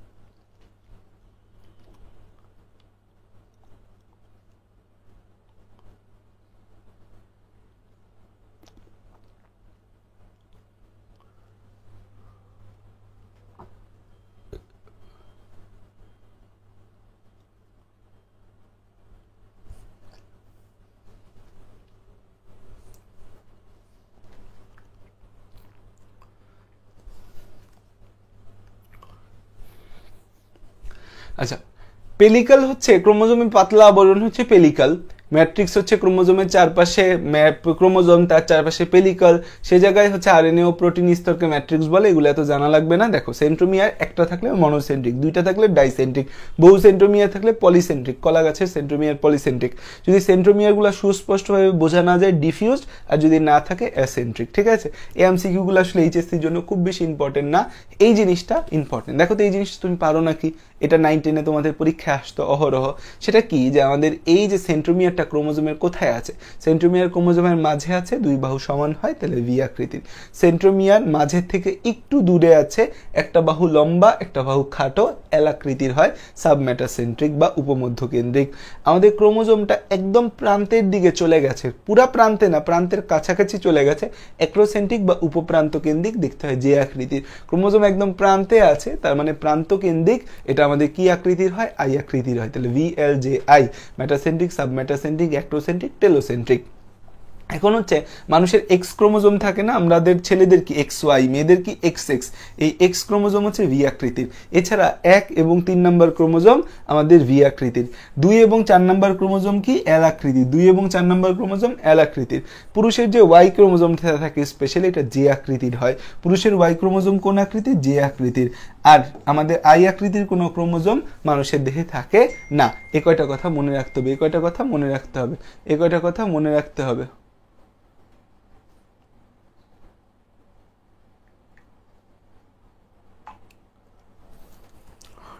হ্যাঁ, ওই যে হচ্ছে পেমেন্ট ব্যাকের কথা বলছিলেন না, একজনে যে বইয়ের পেমেন্টটা পাবে নাকি। সামনে যদি যাও, যে হচ্ছে ক্রোমোজোম, ক্রোমোজোমের মধ্যে আমাদের দুই টাইপের ক্রোমোজোম আছে, অটোজোম আর সেক্স ক্রোমোজোম। যেটা আমার দৈহিক বৈশিষ্ট্য নির্ধারণ করে তাকে অটোজোম বলি, আর যেটা আমার লিঙ্গ নির্ধারণ করে এটাকে সেক্স ক্রোমোজোম বলি। ক্রোমোজোমের গঠনের ক্ষেত্রে খেয়াল করো, ক্রোমোজোমের গঠন হচ্ছে আমাদের নিউক্লিক অ্যাসিড, এটা হচ্ছে ডিএনএ আর আরএনএ, আর হচ্ছে প্রোটিন থাকে ক্রোমোজোমের মধ্যে। এই প্রোটিনের মধ্যে উচ্চ আণবিক গুরুত্ব সম্পন্ন protein DNA polymerase, RNA polymerase, নিম্ন আণবিক গুরুত্ব সম্পন্ন প্রোটিন হিস্টোন প্রোটিন আর প্রোটামিন আছে। তাহলে উচ্চ আণবিক গুরুত্ব সম্পন্ন protein DNA polymerase, RNA polymerase, নিম্ন আণবিক গুরুত্ব সম্পন্ন প্রোটিন হিস্টোন প্রোটিন আর প্রোটামিন আছে আমাদের। আচ্ছা, বি ক্রোমোজোম, বি ক্রোমোজোম হচ্ছে বি, বি, এ আর বি, বি মানে তো তত গুরুত্বপূর্ণ না, এ সবসময় গুরুত্বপূর্ণ। তো হচ্ছে আমাদের অতিরিক্ত ক্রোমোজোম, ক্ষুদ্র নন ভাইটাল ক্রোমোজোম, ক্ষুদ্র নন ভাইটাল ক্রোমোজোম, হ্যাটারোক্রোমাটিন সম্পূর্ণ। এটা কি হ্যাটারোক্রোমাটিন সম্পূর্ণ, ক্ষুদ্র নন ভাইটাল ক্রোমোজোম, ক্ষুদ্র ছোট, এবং হচ্ছে এটা কি নন ভাইটাল, নন ভাইটাল খুব বেশি গুরুত্বপূর্ণ না। হ্যাটারোক্রোমাটিন সম্পূর্ণ মানে অনেক প্যাসাইন না, নিষ্ক্রিয় হয়, অল্প জিন বহন করে। বংশগতীয় বিদ্যায় মেন্ডেলের সূত্র মানে না, মেন্ডেলরে পাত্তা দেয় না। আত্মকেন্দ্রিক, কি হয়, আত্মকেন্দ্রিক, আত্মকেন্দ্রিক।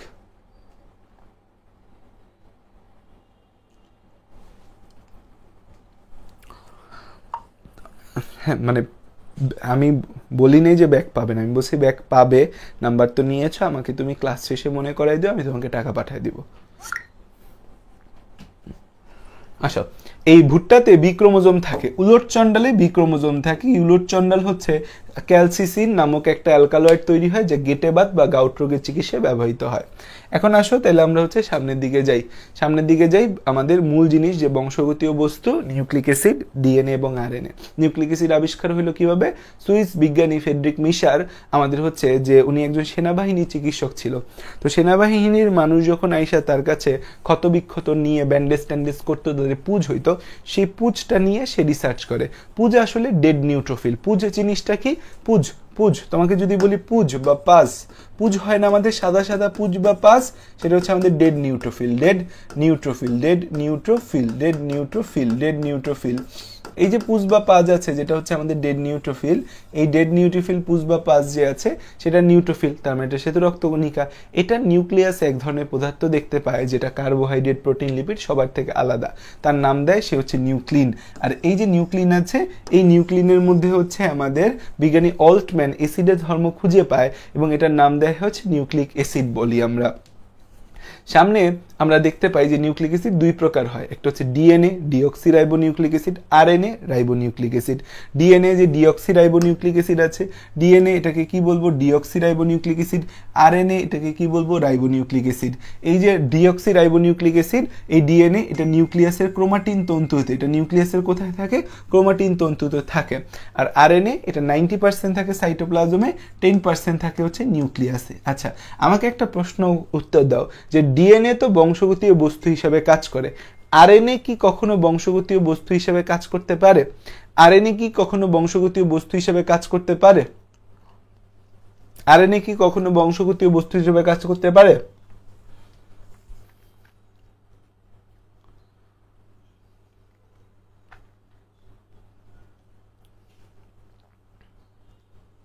পারে আরএনএ কখনো?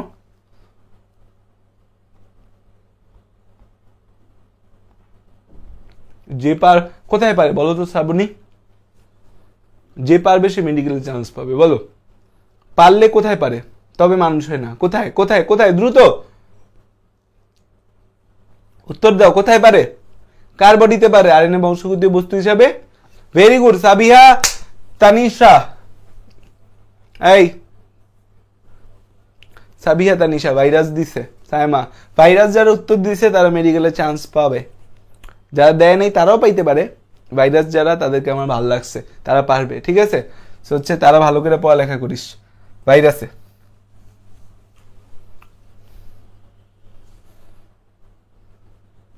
আচ্ছা, যেখানে ছিলাম যে নিউক্লিক অ্যাসিডের 3টা উপাদান আছে আমাদের। নিউক্লিক অ্যাসিড 3টা উপাদান নিয়ে গঠিত। কি কি? একটা হচ্ছে পেন্টোজ সুগার বা 5 কার্বন বিশিষ্ট সুগার। 2 নম্বর হচ্ছে নাইট্রোজেনযুক্ত ক্ষার, নাইট্রোজেনযুক্ত ক্ষার বা নাইট্রোজেনাস বেস। আর একটা হচ্ছে ফসফেট গ্রুপ। তাহলে নিউক্লিক অ্যাসিডের কয়টা উপাদান? 3টা। পেন্টোজ সুগার বা 5 কার্বন বিশিষ্ট সুগার, নাইট্রোজেনযুক্ত ক্ষার বা নাইট্রোজেনাস বেস, ফসফেট গ্রুপ বা PO4 3-। আসো দেখো যে পেন্টোজ সুগার যে আছে, এই পেন্টোজ সুগার আমাদের কি কি পেন্টোজ সুগারের মধ্যে দেখতে পাচ্ছি? এই যে এটা একটা রাইবোজ, এটা ডিঅক্সি রাইবোজ সুগার, এটা আঁকা আঁকি শিকার তোমার কিছু নাই। রাইবোজ সুগার 5 কার্বন বিশিষ্ট C5H10O5, deoxy ribose sugar C5H10O4।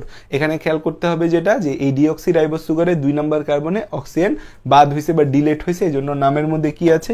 এই জন্য নামের মধ্যে আছে ডিঅক্সি, যে deoxy, delete of oxygen group, deoxy বা delete of oxygen group. Nitrogen গঠিত ক্ষার বা নাইট্রোজেনাস বেস, নাইট্রোজেন গঠিত ক্ষার বা নাইট্রোজেনাস বেস, নাইট্রোজেন গঠিত ক্ষার বা নাইট্রোজেনাস বেস। এটা হচ্ছে পিউরিন গ্রুপ আর একটা হচ্ছে পাইরিমিডিন গ্রুপ। পিউরিন গ্রুপ আর পাইরিমিডিন গ্রুপ। পিউরিন গ্রুপটা হচ্ছে 2 রিং বিশিষ্ট। পিউরিন গ্রুপটা কি? পিউরিন গ্রুপটা হচ্ছে 2 রিং বিশিষ্ট। আমাদের C5H4N4 সংকেত মনে রাখার দরকার নেই। পিউরিন 2 রিং বিশিষ্ট, পাইরিমিডিন হচ্ছে 1 রিং বিশিষ্ট। এই যে পিউরিন আছে, পিউরিনের মধ্যে অ্যাডিনিন এবং গুয়ানিন আছে। পাইরিমিডিনের মধ্যে থায়ামিন, সাইটোসিন, ইউরাসিল।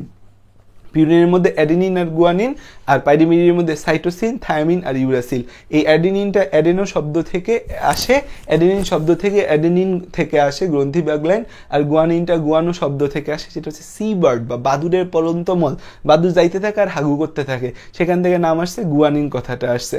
আর থায়ামিন, সাইটোসিন, ইউরাসিল। থায়ামিন হচ্ছে থাইমাস থেকে থায়ামিন, সাইটোসিন হচ্ছে সাইটো থেকে সাইটোসিন, আর ইউরাসিল হচ্ছে ইউরিন থেকে প্রথমে আলাদা করে, তাই একে ইউরাসিল বলা হয়। ইউরিন থেকে প্রথমে আলাদা করা হয়, সেজন্য নাম আসছে ইউরাসিল। তোমার ফোকাস পয়েন্ট বাবা একটাই, যে হচ্ছে পিউরিন হচ্ছে অ্যাডিনিন, গুয়ানিন, আর পাইরিমিডিন হচ্ছে সাইটোসিন, থায়ামিন আর ইউরাসিল।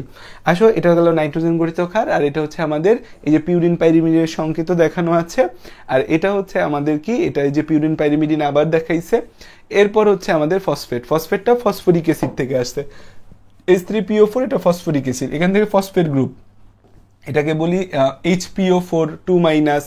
তারপর হচ্ছে H2, আমাদের কি ছিল H3PO4, সো এখান থেকে হইতে পারে H2PO4-, HPO4 2-, PO4 3-। এই 3টার যে কোনো একটা গ্রুপ যুক্ত হতে পারে।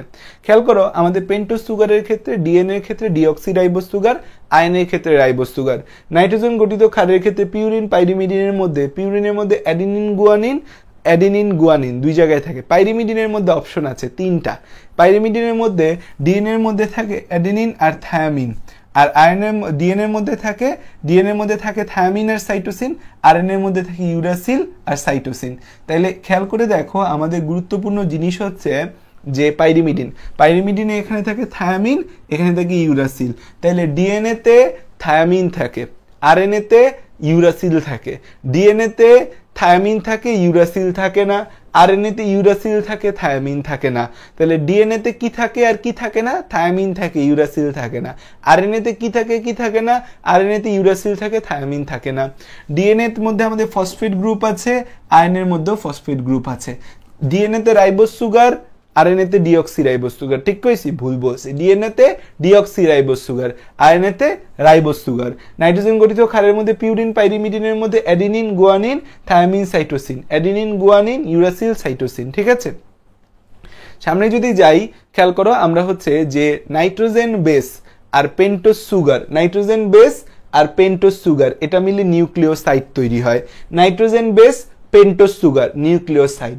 তার সাথে ফসফেট গ্রুপ যুক্ত হইলে নিউক্লিওটাইড। নিউক্লিওটাইডের পলিমার কি? Nucleic acid. Nitrogen base, pentose sugar, nucleoside. নিউক্লিওসাইডের সাথে ফসফেট গ্রুপ যুক্ত হলে নিউক্লিওটাইড। নিউক্লিওটাইডের সাথে নিউক্লিওটাইডের পলিমার নিউক্লিক অ্যাসিড।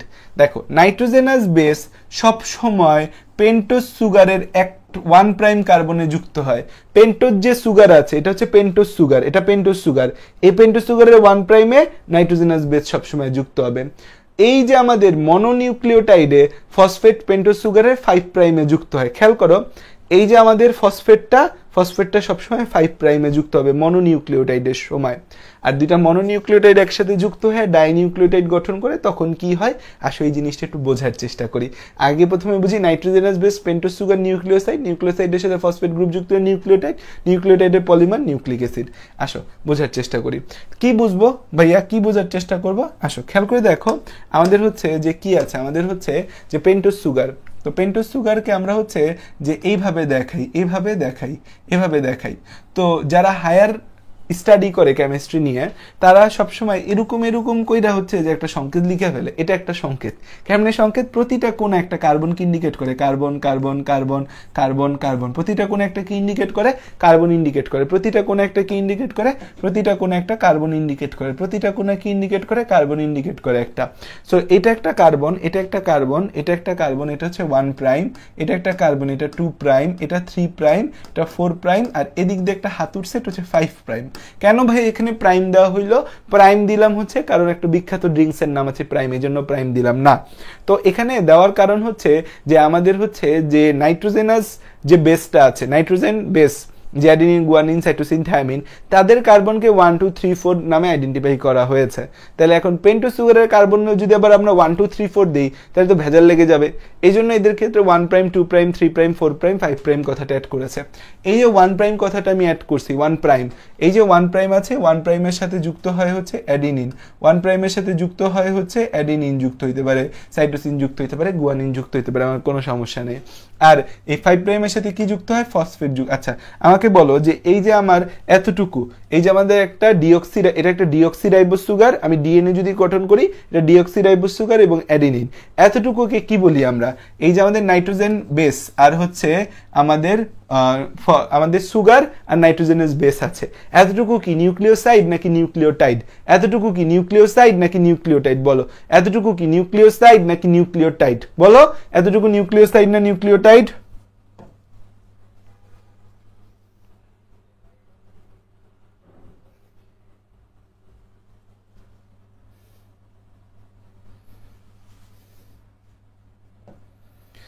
নিউক্লিওসাইড না নিউক্লিওটাইড? এতটুকু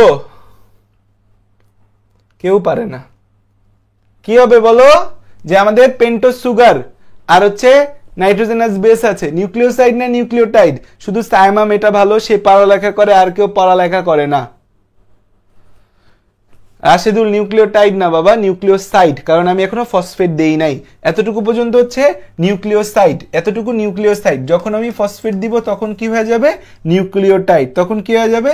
নিউক্লিওটাইড। তাহলে এটা হচ্ছে একটা মনোনিউক্লিওটাইড। এটা কি একটা মনোনিউক্লিওটাইড? মনো মানে কি? একটা। নিউক্লিওটাইড কেন? তিনটা জিনিসই আছে। যখন ফসফেট থাকতো না তখন নিউক্লিওসাইড বলতাম, নিউক্লিওটাইড। এখন নিউক্লিওটাইডের পলিমারকে আমরা বলি, নিউক্লিওটাইডের পলিমারকে আমরা কি বলি? Nucleic acid. তার মানে এরকম অসংখ্য নিউক্লিওটাইড একটার পর একটা যুক্ত করতে হবে। তাহলে এই যে আমাদের পেন্টোজ সুগার আমরা আরেকটা নিলাম, এই যে আমরা পেন্টোজ সুগার আরেকটা নিলাম, এই যে আমরা পেন্টোজ সুগার আরেকটা নিলাম, এখানে ধরো হচ্ছে আমাদের এই সাইটোসিন আছে, এখানে সাইটোসিন আছে। তাহলে 1 প্রাইমে হচ্ছে আমাদের নাইট্রোজেনাস, 1 প্রাইমে nitrogenous base, 2 prime, 3 prime, 4 prime, 5 প্রাইমে কি আমাদের 5 প্রাইমে ফসফেট যুক্ত হচ্ছে, 5 প্রাইমে ফসফেট যুক্ত হচ্ছে। এটা একটা মনোনিউক্লিওটাইড। এখন যদি আমি হচ্ছে পলিমার তৈরি করতে চাই তাহলে মনোনিউক্লিওটাইডগুলো একসাথে যুক্ত করতে হবে। এখন দেখো এই যে ফসফেট, এই ফসফেট এটার 3 প্রাইমের খুব কাছাকাছি না, এই ফসফেটটা 3 প্রাইমের খুব কাছাকাছি না।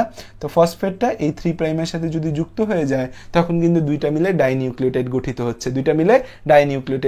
হচ্ছে, তাইলে ডাইনিউক্লিওটাইড গঠনের সময় ফসফেটটা কিন্তু 3 প্রাইমের সাথে যুক্ত হতে পারে। আর এই বন্ধনটাকে কি বলা হয়? এই বন্ধনটাকে বলা হয় হচ্ছে ফসফোডাইএস্টার বন্ধন। এটাকে কি বলা হয়? ফসফো, কারণ এখানে ফসফো আছে, ডাইএস্টার বন্ধন, অ্যাস্টার বন্ধন, ফসফোডাইএস্টার বন্ধন। কেন এটাকে ফসফোডাইএস্টার বন্ধন বলি? কারণ এখানে হচ্ছে আমাদের অ্যাস্টারিফিকেশন কি ঘটে, ফসফেটটা হচ্ছে ফসফরিক অ্যাসিড, অ্যাসিড থেকে আসছে, আর প্রতিটা কোনায় OH থাকে, এই 3 প্রাইমের নিচে OH থাকে। OH মানে অ্যালকোহল গ্রুপ, অ্যালকোহল আর হচ্ছে ফসফরিক অ্যাসিড, অ্যালকোহল আর অ্যাসিড যুক্ত হলে সেই বন্ধনটাকে বলে অ্যাস্টার বন্ধন। তাহলে এই বন্ধনটার নাম কি? ফসফোডাইএস্টার বন্ধন। এতটুকু বিষয় আমরা বুঝতে পারছি। এরকম একটা একটা একটা একটা করে টাস টাস টাস টাস যুক্ত হয়ে একটা পাশ গঠন করে, একটা পাশ গঠন করে, ঠিক আছে, একটা পাশ গঠন করে। তাহলে আমরা ক্লিয়ার এতটুকু, আমরা ক্লিয়ার হয়ে গেছি এতটুকু।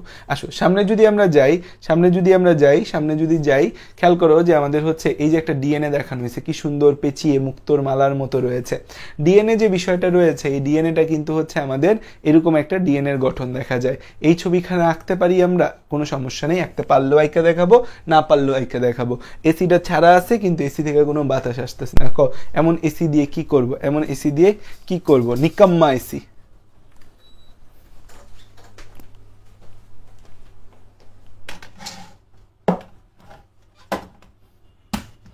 আসো, পড়ালেখা করতে চাই, ছবি আঁকতে চাই, ছবি আঁকতে আঁকতে দেখো আমরা কি আঁকবো, আমরা ডিএনএ আঁকবো। ডিএনএ দুইটা গঠন আছে, একটা ভৌত গঠন, একটা রাসায়নিক গঠন। এই ভৌত গঠনটার ক্ষেত্রে তুমি হচ্ছে যে এই এই এই এই এই না, এটা একটু বেশি হয়ে যায়। তোমরা কিভাবে ডিএনএ আঁকো, দুইটা কলম দিয়ে, দুইটা পেন্সিল দিয়ে ডিএনএ আঁকতে পারো, দুইটা পেন্সিল দিয়ে ডিএনএ আঁকবা। আমার তো এখানে দুইটা পেন্সিল একসাথে কাজ করে না, তাই আমি এভাবে আঁকি। তো আমার এখানে এখানে হচ্ছে যে এরকম দুইটা লেয়ার দিয়ে দাও,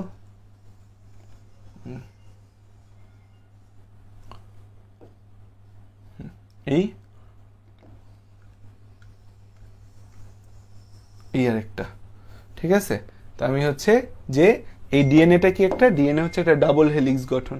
ডিএনএ একটা কি, ডাবল হেলিক্স গঠন। ডিএনএ কি একটা, ডিএনএ হচ্ছে আমাদের একটা ডাবল হেলিক্স গঠন। ডিএনএ কি একটা, ডিএনএ হচ্ছে ডাবল হেলিক্স গঠন। ডিএনএ কি একটা, ডিএনএ হচ্ছে ডাবল হেলিক্স গঠন। ডিএনএ কি একটা, ডিএনএ হচ্ছে ডাবল হেলিক্স গঠন। সো এখানে আমাদের হচ্ছে একটা হচ্ছে 3 প্রাইম টু 5 প্রাইম, এই 3 to 5, 3 to 5, আর একটা হচ্ছে 5 prime, 5 prime to 5 prime to 3 prime, 5 prime to 3 prime, 5 prime to 3 prime, একটা 3 প্রাইম টু 5 প্রাইম, একটা 5 প্রাইম টু 3 প্রাইম, একটা কি 3 প্রাইম টু 5 প্রাইম, একটা হচ্ছে 5 প্রাইম টু 3 প্রাইম, ঠিক আছে, 5 প্রাইম টু 3 প্রাইম।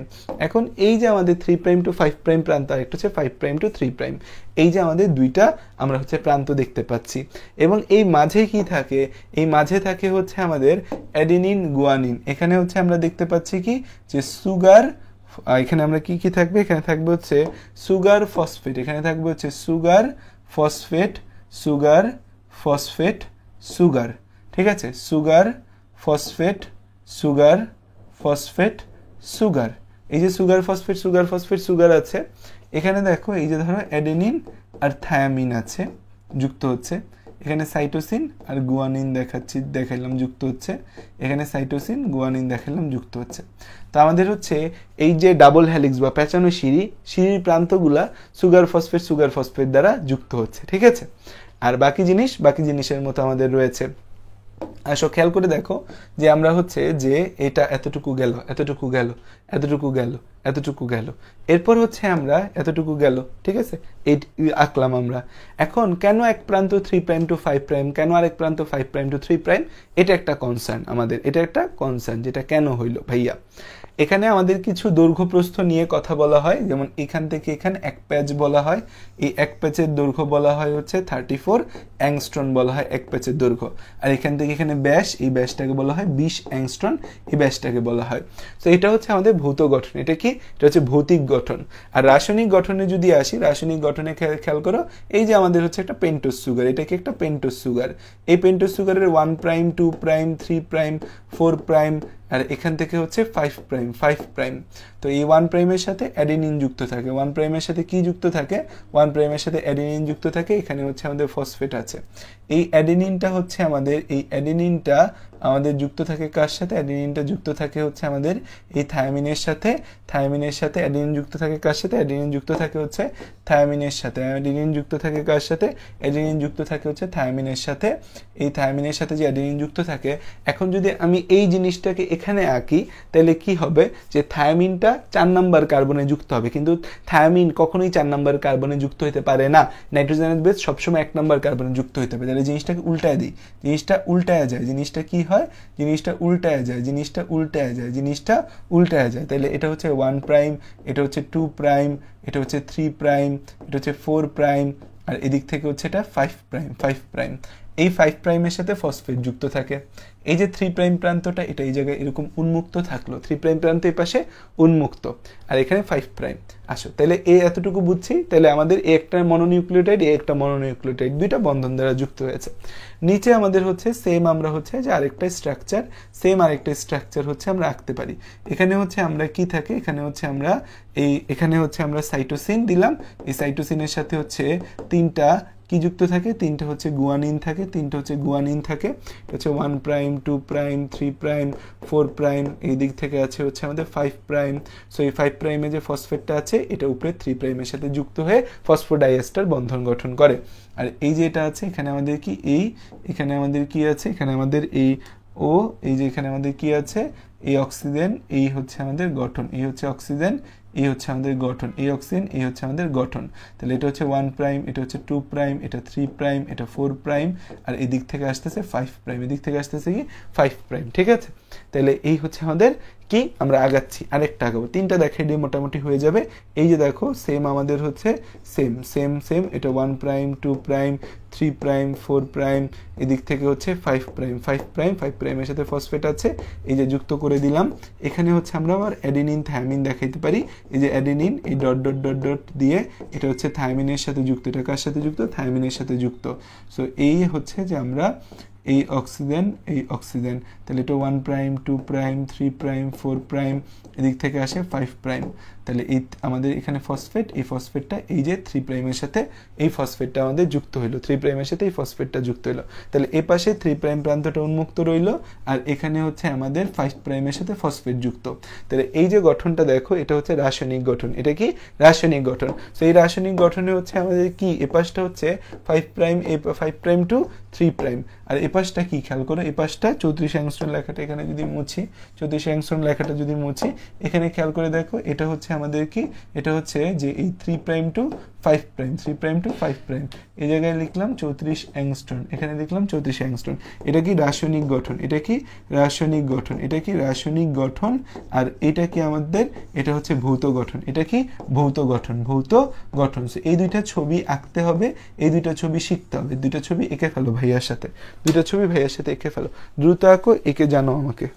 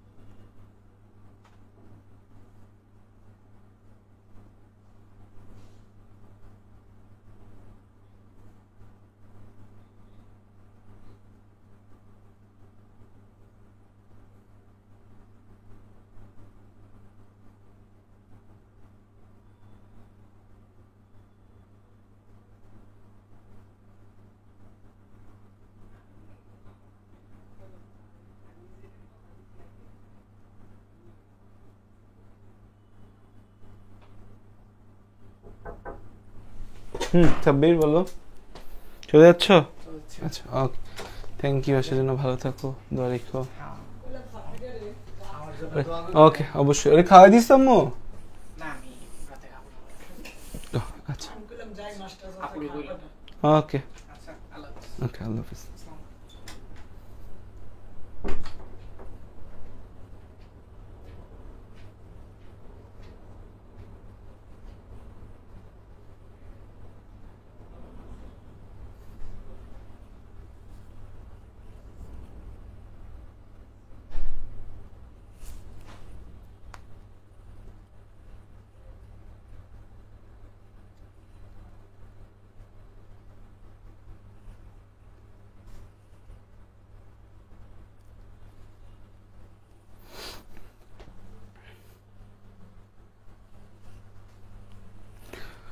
ওকে, দেখো সামনে যদি যাই আমরা, সামনে যদি যাই তাহলে হচ্ছে আমরা দেখি যে আমাদের হচ্ছে যে এই এক প্যাচ, মানে এখান থেকে শুরু করে এখানে এক প্যাচ, এটার দৈর্ঘ্য কত 34 অ্যাংস্ট্রন এক প্যাচ। এখানে হচ্ছে ওয়াটসন ক্রিকের ডিএনএ মডেল, এটা কিন্তু পরীক্ষার মধ্যে আসবে সিকিউতে 100% ধরে নাও, এটা সিকিউতে 100% দিবেই ওয়াটসন ক্রিকের ভৌত মডেল। তো এই সিকিউতে 100% এই জিনিসটা যদি দেয় তাহলে এখানে কি দেওয়া থাকবে, একটা হচ্ছে যে আমাদের ওয়াটসন ক্রিক 1953 সালে কর্ক স্ক্রু প্যাচে প্যাচে এই ডাবল হেলিক্স মডেলটা দেয়, তার কারণে 63 সালে তারা নোবেল পায়। প্রথম কথা হচ্ছে ডিএনএ অণু দ্বিসূত্রক, ডিএনএ অণু কি, ডিএনএ অণু দ্বিসূত্রক, ডিএনএ অণু কি আমাদের দ্বিসূত্রক, ডান থেকে বামে ঘোরানো পেঁচানো সিঁড়ির মতো। সো ডান থেকে আস্তে আস্তে বামের দিকে গেছে পেঁচানো সিঁড়ির মতো। সূত্র দুইটা বিপরীতমুখী, একটা 3 প্রাইম টু 5 প্রাইম, একটা 5 প্রাইম টু 3 প্রাইম। সূত্র দুইটা তৈরি হয় ডিঅক্সিরাইবোজ সুগার আর ফসফেট সুগারের ফসফেট গ্রুপে পর্যায়ক্রমিক সংযুক্তির মাধ্যমে। দেখো এই যে আমাদের ছবিটা আঁকছি যে আমরা, এখানে কি করছি, sugar phosphate sugar phosphate sugar phosphate sugar phosphate এইভাবে যুক্ত হয়ে আমাদের এই হেলিক্সের সিঁড়ির মতো যে গঠনটা, এই সিঁড়ির মতো গঠনটা তৈরি হয়, সিঁড়ির মতো গঠনটা তৈরি হয়, সিঁড়ির মতো গঠনটা তৈরি হয়। তাহলে খেয়াল করো ডিএনএ অণু দ্বিসূত্রক, ডান থেকে বামে ঘোরানো পেঁচানো সিঁড়ির মতো, সূত্র দুইটা সমদূরত্বে পরস্পর বিপরীতমুখী, 5 prime to 3 prime কার্বনমুখী R 3 prime to 5 prime কার্বনমুখী। সূত্র দুইটার তৈরি হয় ডিঅক্সিরাইবোজ সুগার ও ফসফেট গ্রুপে পর্যায়ক্রমিক সংযুক্তির মাধ্যমে। সূত্র দুটির মাঝের ধাপ আমাদের একজোড়া নাইট্রোজেনাস বেস দিয়ে গঠিত, যে অ্যাডেনিন থায়ামিন সাইটোসিন গুয়ানিন, এরা কি আমাদের নাইট্রোজেনাস বেস দিয়ে, সূত্র দুইটার মাঝের ধাপ নাইট্রোজেনাস বেস দিয়ে গঠিত। এই যে ছবিটা আমরা এঁকেছি, এখানে সূত্র দুইটার মাঝের এই যে ধাপগুলো আছে, সূত্র দুইটার মাঝের যে ধাপ আছে, সূত্র দুইটার মাঝের যে ধাপ আছে, এই যে দেখো সূত্র দুইটার মাঝের যে ধাপগুলো, স্টেপগুলা, সিঁড়ি যদি চিন্তা করো যে এরকম পেঁচানো সিঁড়ি, তাহলে সিঁড়ির যে স্টেপ থাকবে সেই স্টেপগুলা কিন্তু এই একজোড়া মানে দুইটা নাইট্রোজেনাস বেস দিয়ে গঠিত, একজোড়া তথা দুইটা নাইট্রোজেনাস বেস দিয়ে গঠিত, একজোড়া তথা দুইটা নাইট্রোজেনাস বেস দিয়ে গঠিত, একজোড়া তথা দুইটা নাইট্রোজেনাস বেস দিয়ে এরা গঠিত। তারপর হচ্ছে নাইট্রোজেনাস বেস ডিঅক্সিরাইবোজ সুগারের 1 প্রাইমে যুক্ত হয় আর ফসফেট গ্রুপ 3 প্রাইম ও 5 প্রাইমে যুক্ত হতে পারে। 4টা নাইট্রোজেন গঠিত ক্ষারক থাকে। কয়টা নাইট্রোজেন গঠিত ক্ষারক? 4টা নাইট্রোজেন গঠিত ক্ষারক থাকে, 4টা নাইট্রোজেন গঠিত ক্ষারক থাকে। অ্যাডেনিন থায়ামিন সাইটোসিন গুয়ানিন, 4টা নাইট্রোজেন গঠিত ক্ষারক থাকে। অ্যাডেনিন 2টি হাইড্রোজেন বন্ধন দিয়ে থায়ামিনের সাথে যুক্ত হয়, সাইটোসিন 3টা হাইড্রোজেন বন্ধন দ্বারা গুয়ানিনের সাথে যুক্ত হয়। তাহলে অ্যাডেনিনের সাথে থায়ামিন, সাইটোসিনের সাথে গুয়ানিন যুক্ত হবে। তাহলে অ্যাডেনিনের সাথে থায়ামিন 2টা হাইড্রোজেন বন্ধন দ্বারা, সাইটোসিনের সাথে গুয়ানিন হচ্ছে আমাদের 3টা হাইড্রোজেন বন্ধন দ্বারা যুক্ত হয়, 3টা হাইড্রোজেন বন্ধন দ্বারা যুক্ত হয়। খেয়াল করো যে আমাদের হচ্ছে যে ডিএনএ অণুর প্রতি প্যাচ বা ঘূর্ণনের দৈর্ঘ্য 34 অ্যাংস্ট্রন, ডিএনএ অণুর প্রতি প্যাচ বা ঘূর্ণনের দৈর্ঘ্য 34 অ্যাংস্ট্রন বা 3.4 ন্যানোমিটার। প্রতি ব্যাচে 10 জোড়া নাইট্রোজেনাস বেস থাকে, প্রতি ব্যাচে 10 জোড়া নাইট্রোজেনাস বেস থাকে। তাহলে ডিএনএ অণুর প্রতি প্যাচ বা ঘূর্ণনের দৈর্ঘ্য 34 অ্যাংস্ট্রন বা 3.4 ন্যানোমিটার, প্রতি ব্যাচে 10 জোড়া নাইট্রোজেনাস বেস অবস্থিত। প্রতি ব্যাচে কয় জোড়া নাইট্রোজেনাস বেস থাকে? 10 জোড়া নাইট্রোজেনাস বেস থাকে। হেলিক্স দুইটার ব্যাস হচ্ছে আমাদের কত? 20 অ্যাংস্ট্রন। প্রতি প্যাচে হাইড্রোজেন বন্ধন হচ্ছে আমাদের 25টি, মনোনিউক্লিয়েট সংখ্যা 10 জোড়া। মানে খেয়াল করো এই যে আমাদের যে ডিএনএর প্রতি প্যাচ বলতেছি, এখান থেকে এখানের দৈর্ঘ্য কত? 34 অ্যাংস্ট্রন বা 3.4 ন্যানোমিটার। কারণ 1 অ্যাংস্ট্রন সমান কত? 1 অ্যাংস্ট্রন সমান হচ্ছে 10⁻⁻10 মিটার। 1 অ্যাংস্ট্রন সমান কত? 10⁻⁻10 মিটার হচ্ছে 1 অ্যাংস্ট্রন সমান। আর 1 ন্যানোমিটার সমান কত? 1 ন্যানোমিটার সমান হচ্ছে 10⁻⁹ মিটার হচ্ছে 1 ন্যানোমিটার সমান। এখন খেয়াল করো এই যে একটা প্যাচ, এই প্যাচে প্রতি প্যাচে 10 জোড়া নাইট্রোজেনাস বেস থাকে। প্রতি প্যাচে আমাদের কয়টা নাইট্রোজেনাস বেস? 10 জোড়া নাইট্রোজেনাস বেস। প্রতি প্যাচে 10 জোড়া নাইট্রোজেনাস বেস থাকে। প্রতি প্যাচে কত জোড়া নাইট্রোজেনাস বেস থাকে? 10 জোড়া নাইট্রোজেনাস বেস থাকে। তাহলে এই জায়গায় 10 জোড়া নাইট্রোজেনাস বেস আছে। ধরো adenine, thymine, cytosine, guanine, cytosine guanine, thymine, adenine, cytosine, guanine, cytosine, guanine, cytosine, এরকম কইরা কয় জোড়া নাইট্রোজেনাস বেস? এরকম করে টোটাল 10 জোড়া নাইট্রোজেনাস বেস রয়েছে। এই যে 10 জোড়া নাইট্রোজেনাস বেসে আমাদের হচ্ছে এখানে হাইড্রোজেন বন্ধন পাওয়া গেছে 25টা হাইড্রোজেন বন্ধন আছে। মনোনিউক্লিওটাইড জোড়া হচ্ছে 10 জোড়া, 10 জোড়া নাইট্রোজেনাস বেস আছে, 25টা হাইড্রোজেন বন্ড। তাহলে আমারে বলো অ্যাডিনিন, থায়ামিন কয়টা, সাইটোসিন, গুয়ানিন কয়টা থাকে? প্রতি প্যাচে অ্যাডিনিন, থায়ামিন কয়টা থাকে, সাইটোসিন, গুয়ানিন কয়টা থাকে? প্রতি প্যাচে অ্যাডিনিন, থায়ামিন কয়টা, সাইটোসিন আর গুয়ানিন কয়টা? Adenine, thymine, cytosine, guanine.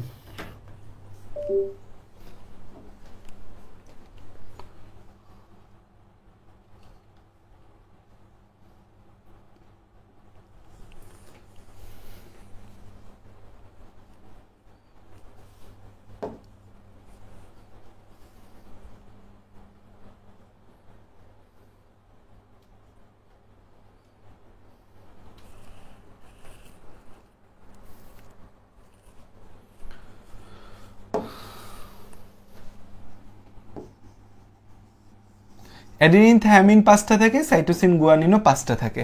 তাহলে অ্যাডিনিন, থায়ামিন 5টার মধ্যে 10টা হাইড্রোজেন বন্ধন, সাইটোসিন, গুয়ানিন 5টার মধ্যে 15টা হাইড্রোজেন বন্ধন, তার মানে 25টা হাইড্রোজেন বন্ধন হয়। ক্লিয়ার বুঝতে পারছি?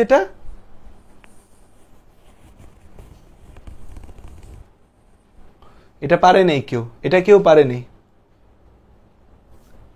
কেউ পারেনি। আমার নেট নাই, ফ্রি নেটে ক্লাস করতে আসছি, যাতে কি মেনে নিবে? ফ্রি ফেসবুক না চালানো অফ করে দিছে? ফ্রি ফেসবুক এখনো চালানো যায়? এই এটা কি বুঝছো? এই পোলাপান, এই ক্লাস কিন্তু নিব না ক্লাসে রেসপন্স না করলে। আর 2টা অধ্যায় আছে, 2টা অধ্যায়ের মতো থাকবে, 14টা অধ্যায় তো শেষ এটা পড়াইলে। মানে ক্লাস নিচ্ছি কষ্ট করে, তোমরা রেসপন্স করবা না, তাহলে কেমন হবে রে বাবারা, মায়েরা? কষ্ট হয় না ভাইয়ার? একটু কষ্ট বুঝতে হবে না। Adenine, thymine, cytosine, guanine 5।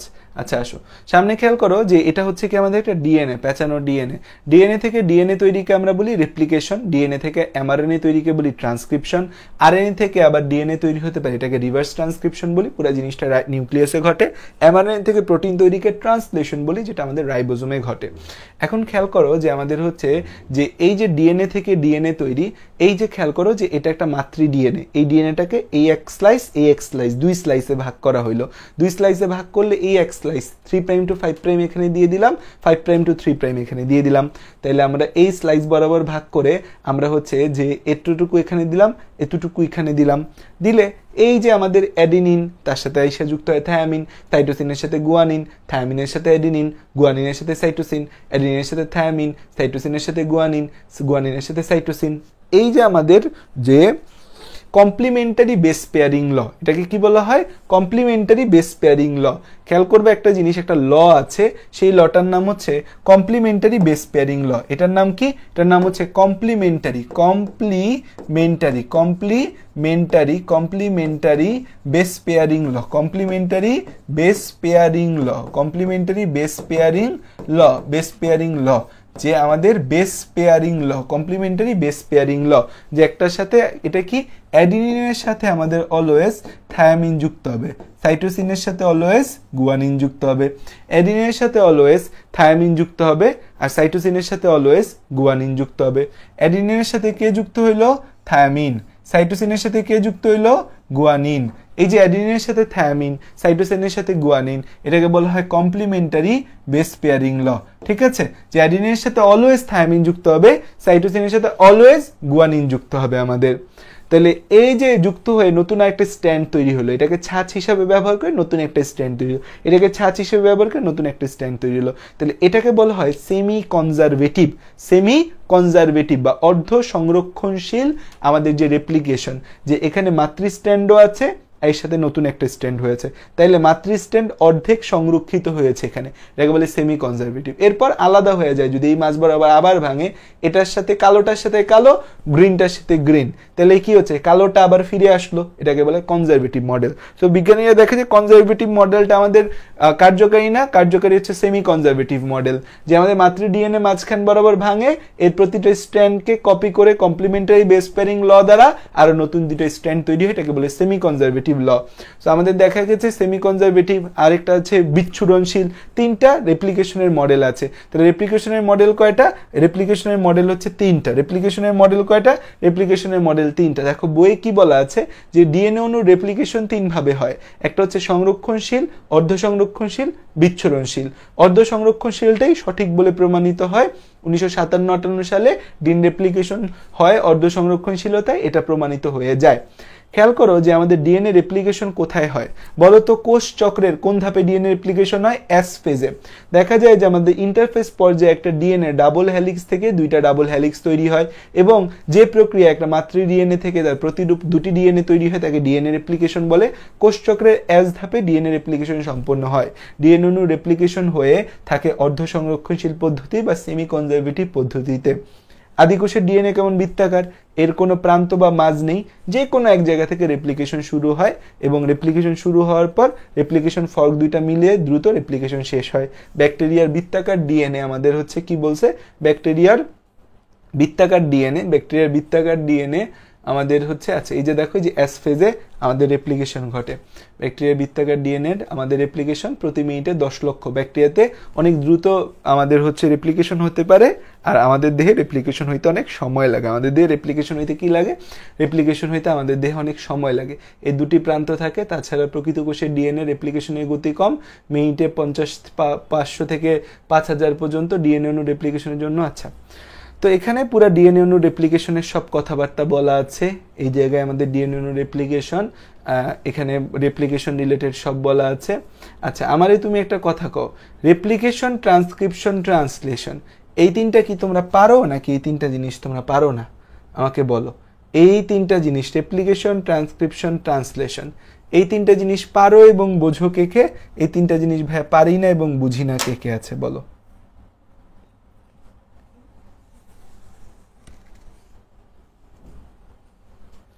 বুঝি না এগুলা স্যার। ওকে, একজন বলছে তিতিক সাহা এ বোঝে, আর বাকিরা হচ্ছে বোঝে না,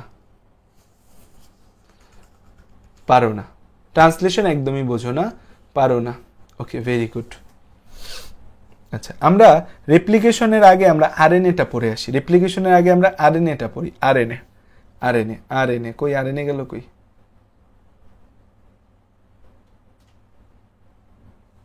আরএনএ কই?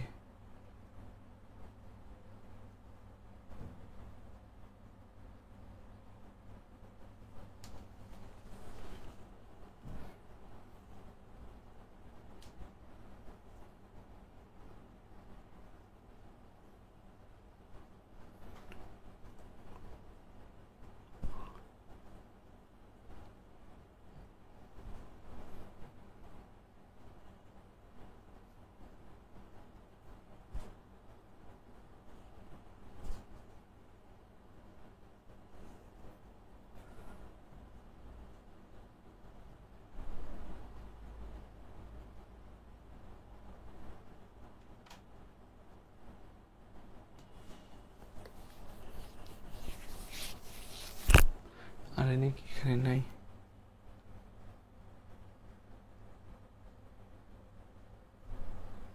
ওকে, আরএনএ আমি পড়াই আগে তোমাকে। আরএনএ পড়াই, তারপর যাই।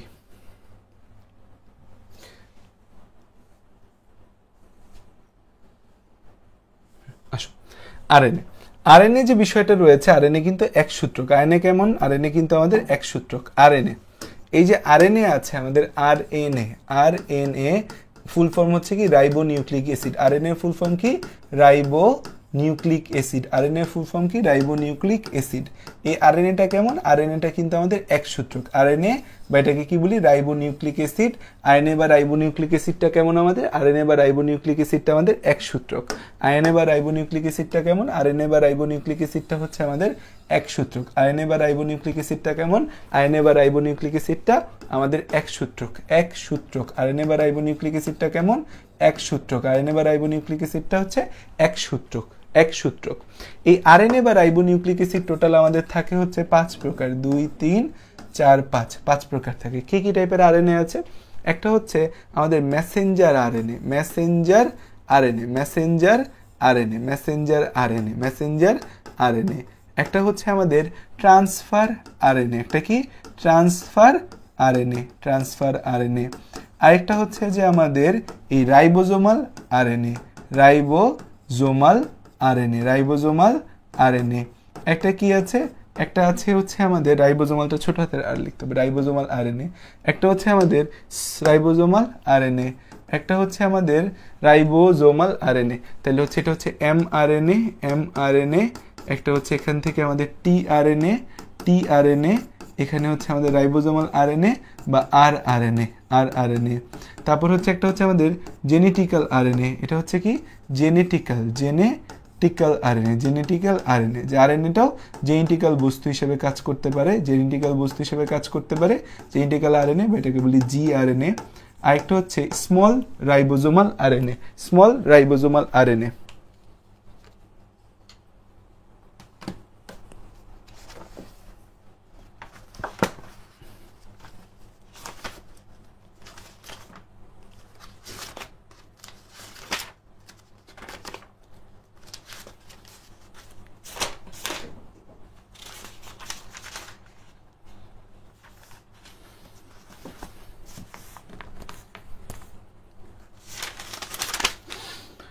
মাইনর আরএনএ বা mRNA, minor RNA, minor RNA বা এমআইআরএনএ, মাইনর আরএনএ বা এটাকে বলি হচ্ছে আমরা এমআইআরএনএ, এমআইআরএনএ, মাইনর আরএনএ বা এটাকে বলি হচ্ছে এমআইআরএনএ, মাইনর আরএনএ বা এটাকে কি বলি আমরা এমআইআরএনএ, মাইনর আরএনএ বা এটাকে আমরা কি বলি এমআইআরএনএ বলি, মাইনর আরএনএ বা এটাকে আমরা কি বলি এমআইআরএনএ। ঠিক আছে, এই যে আমাদের 4 টাইপের আরএনএ আছে, মাইনর আরএনএ বা এটাকে বলা হয় হচ্ছে এমআইআরএনএ, 5 টাইপের আরএনএ। তাহলে আরএনএ এর মধ্যে 5 প্রকার আরএনএ কিন্তু আমরা দেখতে পাই, 5 প্রকার আরএনএ আমরা দেখতে পাই। এর মধ্যে এই যে মেসেঞ্জার আরএনএ, এটা কি করে আমাদের ডিএনএ থেকে প্রোটিন তৈরির তথ্য বহন করে আনে। এটা কি করে আমাদের, এটা হচ্ছে ডিএনএ থেকে, ডিএনএ থেকে প্রোটিন তৈরির তথ্য বহন করে নিয়ে আসে, ডিএনএ থেকে প্রোটিন তৈরির তথ্য নিয়ে আসে, প্রোটিন তৈরির তথ্য নিয়ে আসে, প্রোটিন তৈরির তথ্য নিয়ে আসে, তথ্য নিয়ে আসে, ডিএনএ থেকে প্রোটিন তৈরির তথ্য নিয়ে আসে। এবং এটা হচ্ছে আমাদের ক্ষণস্থায়ী। এটা কি আমাদের এই যে এমআরএনএ বা আমাদের যে মেসেঞ্জার আরএনএ আছে, এমআরএনএ বা মেসেঞ্জার আরএনএ, এটা খুবই ক্ষণস্থায়ী। মোট আরএনএ 5 থেকে 10 ভাগ এটা, এটা হচ্ছে আমাদের ক্ষণস্থায়ী, ক্ষণস্থায়ী, ক্ষণস্থায়ী। এবং এটা হচ্ছে 5 to 10%, এটা হচ্ছে আমাদের কত 5 to 10%, এটা হচ্ছে আমাদের 5 থেকে 10%।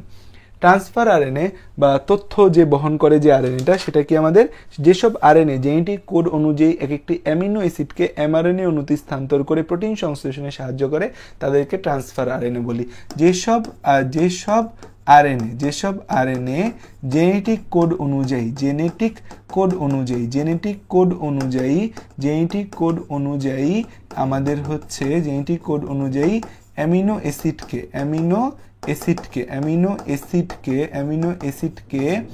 অ্যাসিডকে কি করে, অ্যামিনো অ্যাসিডকে এমআরএনএ অণুতে স্থানান্তর করে, অ্যামিনো অ্যাসিডকে এমআরএনএ অণুতে স্থানান্তর করে, এমআরএনএ অণুতে স্থানান্তর করে প্রোটিন সংশ্লেষণে সাহায্য করে, প্রোটিন সংশ্লেষণে সাহায্য করে, প্রোটিন সংশ্লেষণে সাহায্য করে, প্রোটিন সংশ্লেষণে সাহায্য করে, প্রোটিন সংশ্লেষণে সাহায্য করে, প্রোটিন সংশ্লেষণে সাহায্য করে, প্রোটিন সংশ্লেষণে সাহায্য করে। তাকে আমরা কি বলি, তাকে আমরা হচ্ছে টিআরএনএ বা ট্রান্সফার আরএনএ বলি, টিআরএনএ বা ট্রান্সফার আরএনএ বলি। এটা মোট আরএনএর হচ্ছে আমাদের কত পার্সেন্ট, মোট আরএনএর হচ্ছে আমাদের 15 ভাগ হচ্ছে ট্রান্সফার আরএনএ। এই ট্রান্সফার আরএনএ হচ্ছে, এই মেসেঞ্জার আরএনএ হচ্ছে 5 থেকে 10%, ট্রান্সফার আরএনএ হচ্ছে আমাদের 15%। এবং এই ট্রান্সফার আরএনএটা হচ্ছে আমাদের মনে রাখতে হবে এটা ক্ষুদ্রাকার, এটা ক্ষুদ্রাকার, এটা ক্ষুদ্রাকার, এটা হচ্ছে ক্ষুদ্রাকার।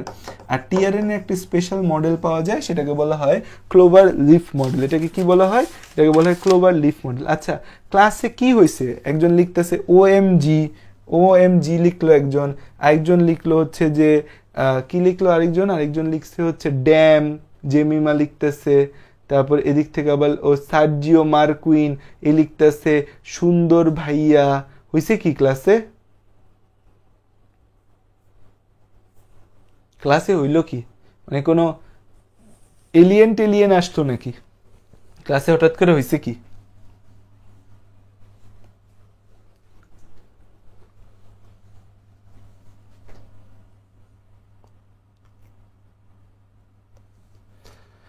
আচ্ছা, রাইবোজোমাল আরএনএ যে আছে, রাইবোজোমাল আরএনএটা সবচেয়ে বেশি থাকে। রাইবোজোমাল আরএনএটা হচ্ছে আমাদের এই 80 থেকে 90 ভাগ যে আরএনএ রাইবোজোমের গাঠনিক উপাদান হিসেবে কাজ করে। যে আরএনএ যেসব আরএনএ রাইবোজোমের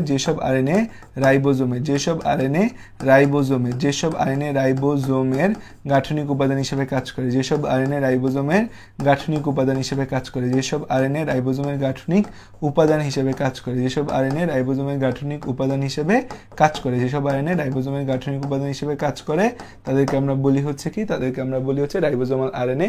এটা হচ্ছে 80 থেকে 90 ভাগ, 80 থেকে 90%। আর এখানে জেনেটিক্যাল আরএনএ হচ্ছে বংশগতীয় বস্তু হিসেবে, ভাইরাসে আরএনএ বংশগতীয় বস্তু হিসেবে কাজ করে। ভাইরাসে আমাদের আরএনএ বংশগতীয় বস্তু হিসেবে, আরএনএ বংশগতীয় বস্তু হিসেবে কাজ করে। ভাইরাসে আরএনএ বংশগতীয় বস্তু হিসেবে কাজ করে। ভাইরাসে আরএনএ বংশগতীয় বস্তু হিসেবে কাজ করে। বংশগতীয় বস্তু হিসেবে কাজ করে। বংশগতীয় বস্তু হিসেবে কাজ করে। বংশগতীয় বস্তু হিসেবে কাজ করে। বংশগতীয় বস্তু হিসেবে কাজ করে। ভাইরাসে আরএনএ কি হিসেবে কাজ করে? ভাইরাসে আরএনএ বংশগতীয় বস্তু হিসেবে কাজ করে। আর মাইনর আরএনএ বা এমআইআরএনএ যে রয়েছে, মাইনর আরএনএ বা এমআইআরএনএ, সে জায়গায় হচ্ছে আমাদের এটা দুইটা মাইনর আরএনএ আছে। সাইটোপ্লাজমীয় আরএনএ, এটা হচ্ছে সাইটোপ্লাজমীয় আরএনএ, আর একটা হচ্ছে নিউক্লিয় আরএনএ। সো এরা হচ্ছে এনজাইমের কাঠামো হিসেবে কাজ করে। এরা এনজাইমের কাঠামো হিসেবে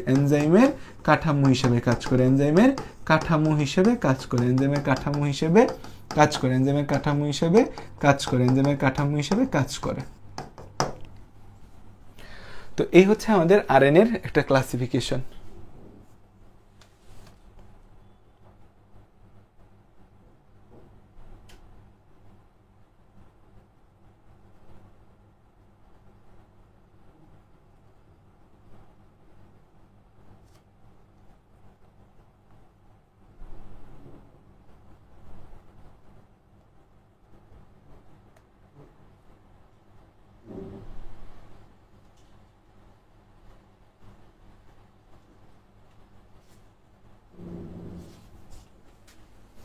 ওকে, এখন দেখো যে আমাদের একটা গুরুত্বপূর্ণ জিনিস হচ্ছে টিআরএনএ একটা মডেল আছে, টিআরএনএ ক্লোভার লিফ মডেল।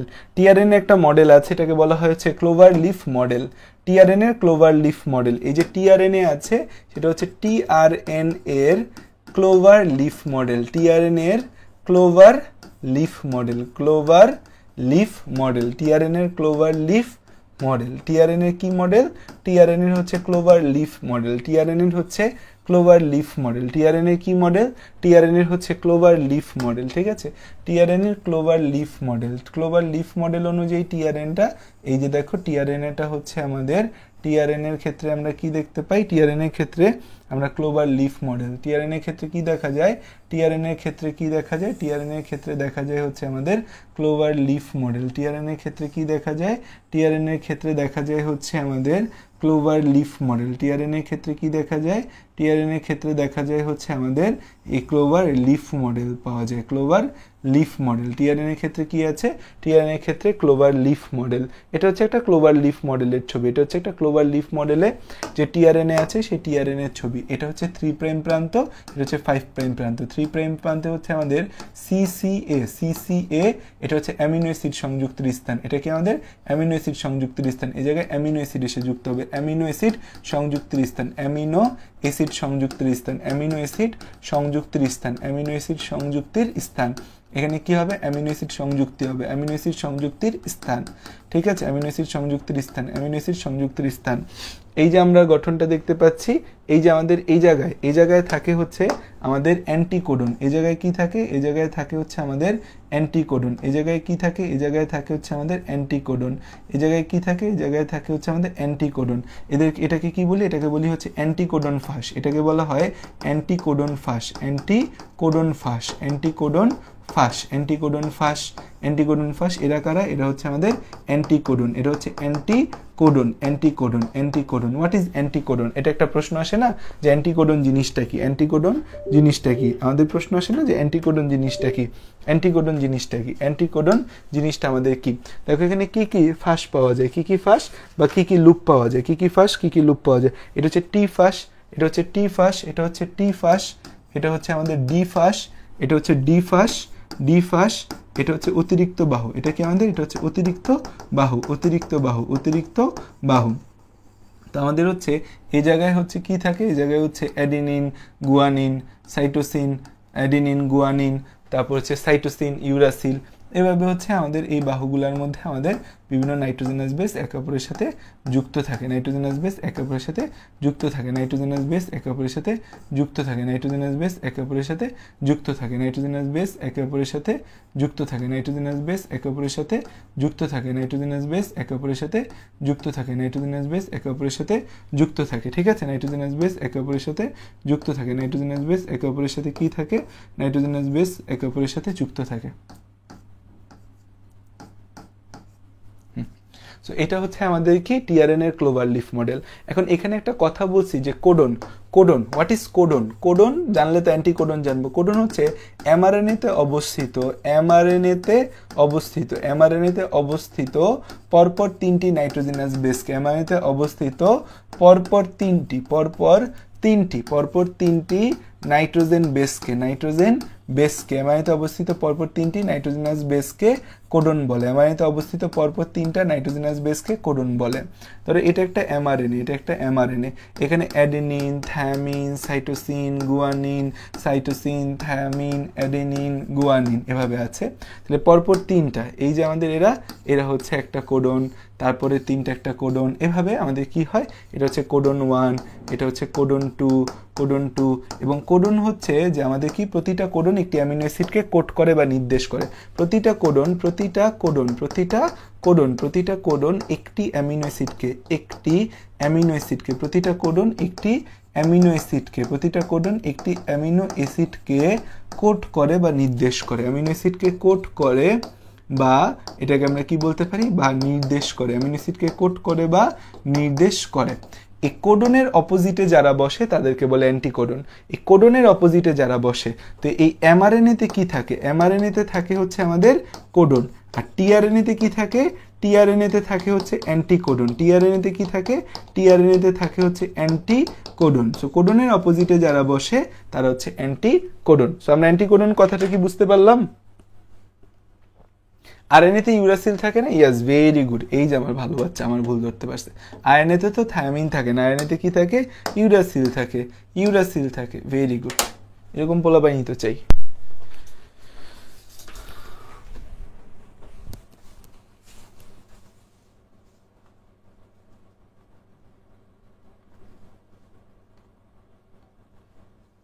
দাঁড়াও, ডিএনএ এবং আরএনএ একটা পার্থক্য আছে যেটা পরীক্ষার মধ্যে 100% আসবে।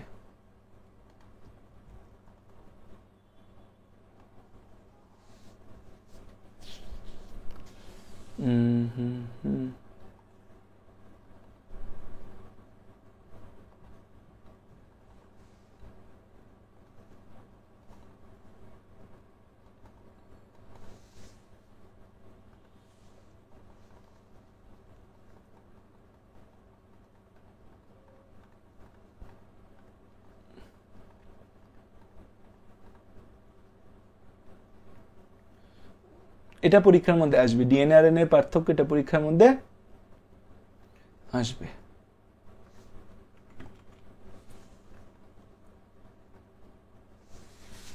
ঠিক আছে, ডিএনএ আরএনএ এর পার্থক্য এটা পরীক্ষার মধ্যে আসবে, ডিএনএ আরএনএ এর পার্থক্য এটা পরীক্ষার মধ্যে আসবে। ওকে, আসো, ডিএনএ আরএনএ পার্থক্য এটা পরীক্ষার মধ্যে আসবে। কি বলছে, ডিএনএ দ্বিসূত্রক পেঁচানো বা ঘোরানো সিঁড়ির মতো, আরএনএ একসূত্রক শিকেলন নেয়।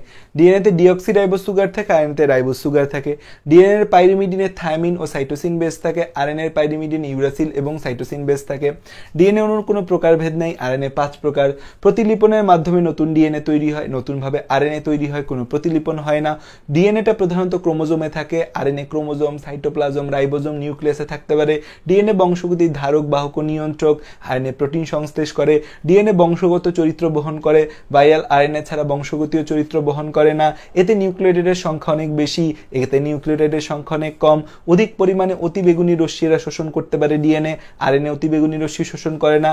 এতে আণবিক ওজন 10 লক্ষ হতে বহু কোটি ডাল্টন পর্যন্ত হয়, আরএনএর ওজন কম হয়। এটা একটা রিডিং দাও, রিডিং দাও, এখনই আমার সাথে রিডিং দিয়ে জানো এখানে কোনো সমস্যা আছে নাকি, এখনই আমার সামনে রিডিং দিয়ে জানো এখানে কোনো সমস্যা আছে কিনা।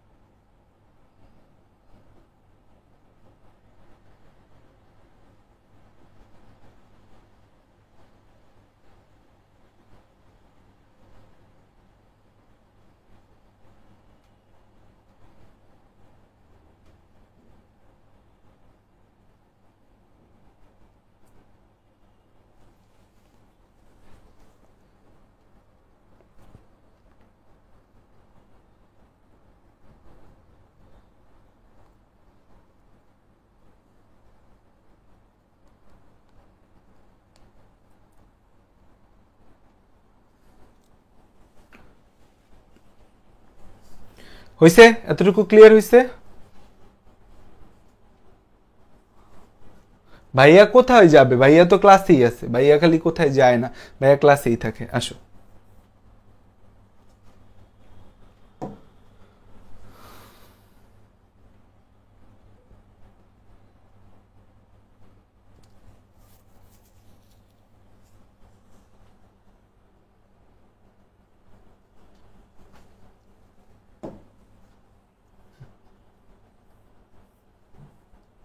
হ্যাঁ,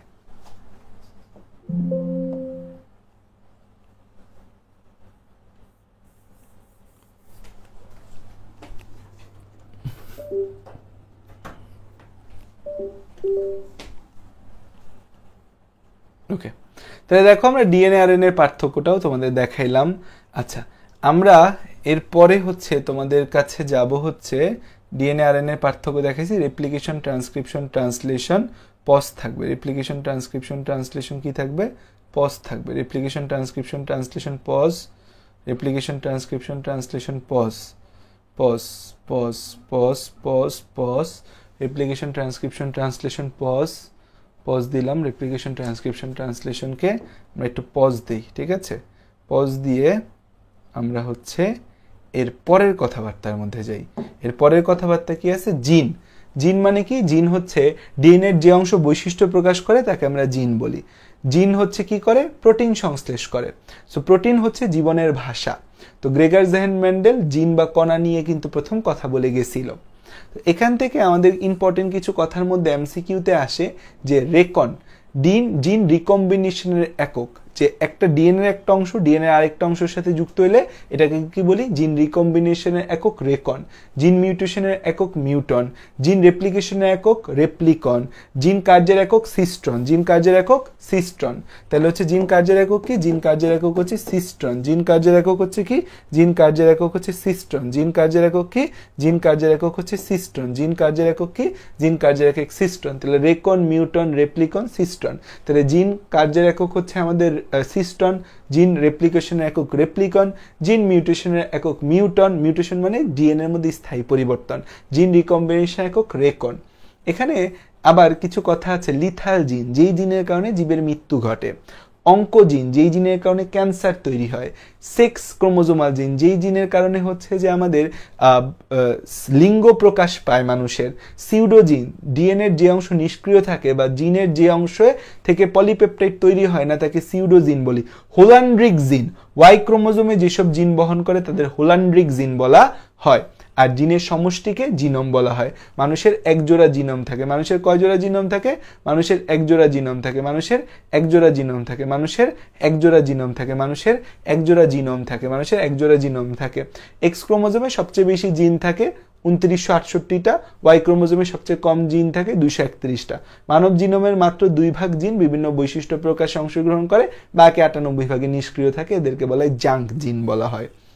এদিক থেকে হচ্ছে আদিকোষী জিন প্রকাশের একককে ওপেরন বলা হয়। আদিকোষী জিন প্রকাশের মডেলকে কি বলা হয়? ওপেরন মডেল বলা হয়। এখানে দেখো একটা ছবি তোমাদের এঁকে দেখানো, ছবি বইয়ের মধ্যে দেওয়া আছে, যে দেখো যে আমাদের হচ্ছে ওপেরন, বা এটা আমি একটু আমার মতো বুঝাই, তোমাকে খেয়াল করো যে আদিকোষে জিন প্রকাশের একক কি বলা হয়? ওপেরন বলা হয়। এখানে গাঠনিক জিন, প্রমোটার বা উদ্দীপক জিন, অপারেটর বা চালক জিন, রেগুলেটর বা নিয়ন্ত্রক জিন, 4টা জিন আছে আমাদের আদিকোষে জিন প্রকাশের একক। পরীক্ষার মধ্যে আসতে পারে ওপেরন কি, এটা খতে আসার মতো একটা প্রশ্ন। ওপেরন কি? আদিকোষে জিন প্রকাশের একককে ওপেরন বলা হয়। এখানে গাঠনিক জিন বা স্ট্রাকচারাল জিন থাকে একটা অংশ, একটা থেকে অপারেটর জিন, একটা থেকে রেগুলেটর জিন, একটা হচ্ছে প্রমোটার বা উদ্দীপক জিন। সো প্রমোটার জিনটা সবার আগে থাকে, তারপর থাকে অপারেটর জিন, তারপর রেগুলেটর জিন, তারপর স্ট্রাকচারাল জিন। পোর্স, পোর্স, পর্স, তাহলে মনে রাখবো কি আমরা? পর্স, পর্স, তাহলে আমরা কি মনে রাখবো এখানে? পর্স না, ছবিতে, আচ্ছা ছবিতে ভিন্নভাবে দেখানো হচ্ছে, সরি। আগে নিয়ন্ত্রক জিন, তাহলে হচ্ছে রেগুলেটর জিন, আগে রেগুলেটর জিন, তারপর উদ্দীপক বা প্রমোটার জিন, তারপর অপারেটর জিন, তারপর স্ট্রাকচারাল জিন। তাহলে আরপিওএস তাহলে ছবিটা আঁকবা এভাবে যে এইটুক হচ্ছে আমাদের রেগুলেটরি জিন, এটা হচ্ছে আমাদের প্রমোটার জিন, এটা হচ্ছে আমাদের অপারেটর জিন, এই বাকিটা হচ্ছে আমাদের স্ট্রাকচারাল জিন। এটা কি আমাদের স্ট্রাকচারাল জিন, গাঠনিক জিন। এটা কি আমাদের গাঠনিক জিন। এটা কি আমাদের গাঠনিক জিন। এটা কি আমাদের গাঠনিক জিন। এটা হচ্ছে গাঠনিক জিন। এটা কি গাঠনিক জিন। খেয়াল করো, রেগুলেটর জিনটা হচ্ছে নিয়ন্ত্রক জিন, যেটা নিয়ন্ত্রণ করে। প্রোমোটার জিন হচ্ছে উদ্দীপক জিন, যেটা হচ্ছে আমাদের আরএনএ পলিমারেজের সাথে যুক্ত হয়ে ট্রান্সক্রিপশনটা সূচনা করে। অপারেটর বা চালক জিনটা কি করে আমাদের? অপারেটর বা চালক জিনটা আমাদের কি করে? অপারেটর বা চালক জিন এই গাঠনিক জিনের কার্যক্রমটা চালায়। তাহলে দেখো পুরো জিনিসটা হচ্ছে যে আমাদের এখানে বলা আছে এই প্রোমোটার বা উদ্দীপক জিনের সাথে আরএনএ পলিমারেজ যুক্ত হয়। অপারেটর বা চালক জিন গাঠনিক জিনের প্রোটিন উৎপাদনকে নিয়ন্ত্রণ করে। রেগুলেটর জিন চালক জিনকে নিয়ন্ত্রণ করে। রেগুলেটর জিন কি করে? চালক জিনকে নিয়ন্ত্রণ করে। তো এই যে রেগুলেটর জিন সেটা অপারেটরকে নিয়ন্ত্রণ করে, রেগুলেটর অপারেটরকে নিয়ন্ত্রণ করে, অপারেটর স্ট্রাকচারাল জিনকে নিয়ন্ত্রণ করে। তো এটা হচ্ছে ওপেরন মডেল। তাহলে ওপেরন হচ্ছে একটা আদিকোষের জিন প্রকাশের একক বা আদিকোষের বৈশিষ্ট্য প্রকাশের এককের মডেলকে ওপেরন মডেল বলা হয়। পরীক্ষায় মাঝে মাঝে আসে ওপেরন কি। তাহলে এখানে regulator, promoter, operator, structural. So regulator জিনটা আমাদের অপারেটর জিনকে নিয়ন্ত্রণ করে, অপারেটরটা স্ট্রাকচারাল জিনকে নিয়ন্ত্রণ করে। রেগুলেটর জিন অপারেটর, অপারেটর স্ট্রাকচারাল জিনকে আমাদের নিয়ন্ত্রণ করে। সো এই হচ্ছে আমাদের ধারাবাহিকতার ক্রম, এই হচ্ছে আমাদের ধারাবাহিকতার ক্রম। ঠিক আছে, এখন আমাদের প্রকৃত কোষে জিন প্রকাশের ক্ষেত্রে প্রথমে ট্রান্সক্রিপশন হয়, তার ট্রান্সক্রিপশন এমআরএনএ তৈরি হয়, সেটা প্রসেসিং হয়, তারপর ট্রান্সলেশন হয়, ট্রান্সলেশন হওয়ার পর আবার প্রসেসিং হয়, এরপর ফিডব্যাক ইনহিবিশন, যে ফিডব্যাক দেয়, একটা তথ্যের ফিডব্যাক আসে, ফিডব্যাকটা যদি ঠিকঠাক থাকে কাজ চলে, না ফিডব্যাকটাকে বন্ধ করে দেয়। এটা হচ্ছে প্রকৃত কোষের জিন প্রকাশের একক। আর আদি কোষের জিন, প্রকৃত কোষের জিন প্রকাশের মধ্যে এই প্রসিডিউর হয়: transcription, mRNA processing, translation, translation পরবর্তী প্রসেসিং, ফিডব্যাক ইনহিবিশন। আর এখানে আমাদের কি রেগুলেটর আরপিওএস রেগুলেটর, প্রোমোটার, অপারেটর, আর হচ্ছে কি আমাদের স্ট্রাকচারাল। এই প্রোমোটারের সাথে যুক্ত হয় হচ্ছে আরএনএ পলিমারেজ। প্রোমোটারের সাথে কি যুক্ত হয়? RNA polymerase. প্রোমোটারের সাথে কি যুক্ত হয়? আরএনএ পলিমারেজ আমাদের যুক্ত হয় প্রোমোটারের সাথে। তাহলে এটা হচ্ছে আদিকোষে জিন প্রকাশের এককের কথা বলা আছে। আর যেটা আমাদের এখান থেকে একটু হইলেও জানতে হবে সেটা হচ্ছে আমাদের এই জেনেটিক কোড। জেনেটিক কোড কয়টা আছে? আমাদের জেনেটিক কোড হচ্ছে কয়টা? 64টা আমাদের কোডন রয়েছে। কয়টা কোডন রয়েছে? 64টা কোডন রয়েছে। আমাদের কয়টা কোডন রয়েছে? আমাদের জেনেটিক কোড। তাহলে এই যে দেখো, আদিকোষে জিন প্রকাশের একক operon, regulator, promoter, operator, structural জিন। রেগুলেটর জিন অপারেটরকে নিয়ন্ত্রণ করে, অপারেটর স্ট্রাকচারাল জিনকে নিয়ন্ত্রণ করে, প্রোটিন সংশ্লেষণে সাহায্য করে। এদিক থেকে হচ্ছে আমাদের যেটা জানতে হবে জেনেটিক কোড। এই যে কোডন লাস্ট কথা আমাদের কোডন। এই যে আমাদের কোডন আছে, এই কোডন কয়টা আছে? 64টা কোডন আছে। এই 64টা কোডনের মধ্যে হচ্ছে কি হয়েছে?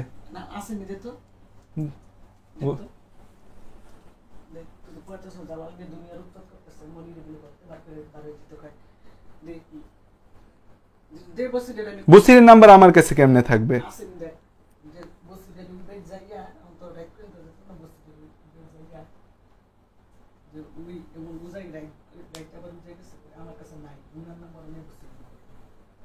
তো নেও শিপনের থেকে বা কারো থেকে।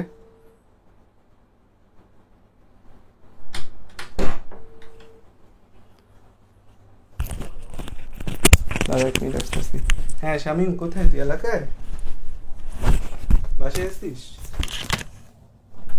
আচ্ছা, ইয়া করতো রিঙ্কু টিঙ্কুদের কয়েকজন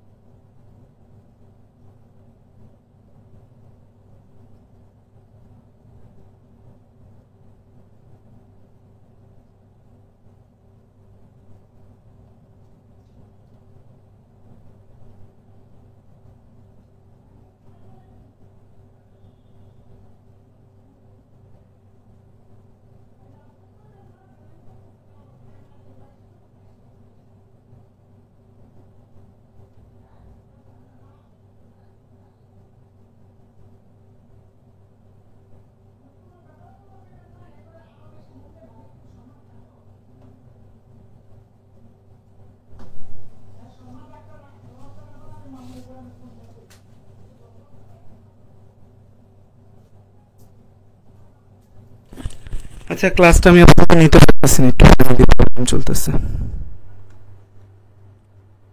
একটু পারিবারিক সমস্যায় ঝামেলায় পড়েছি, পরে ক্লাস নিচ্ছি, পরে নিব।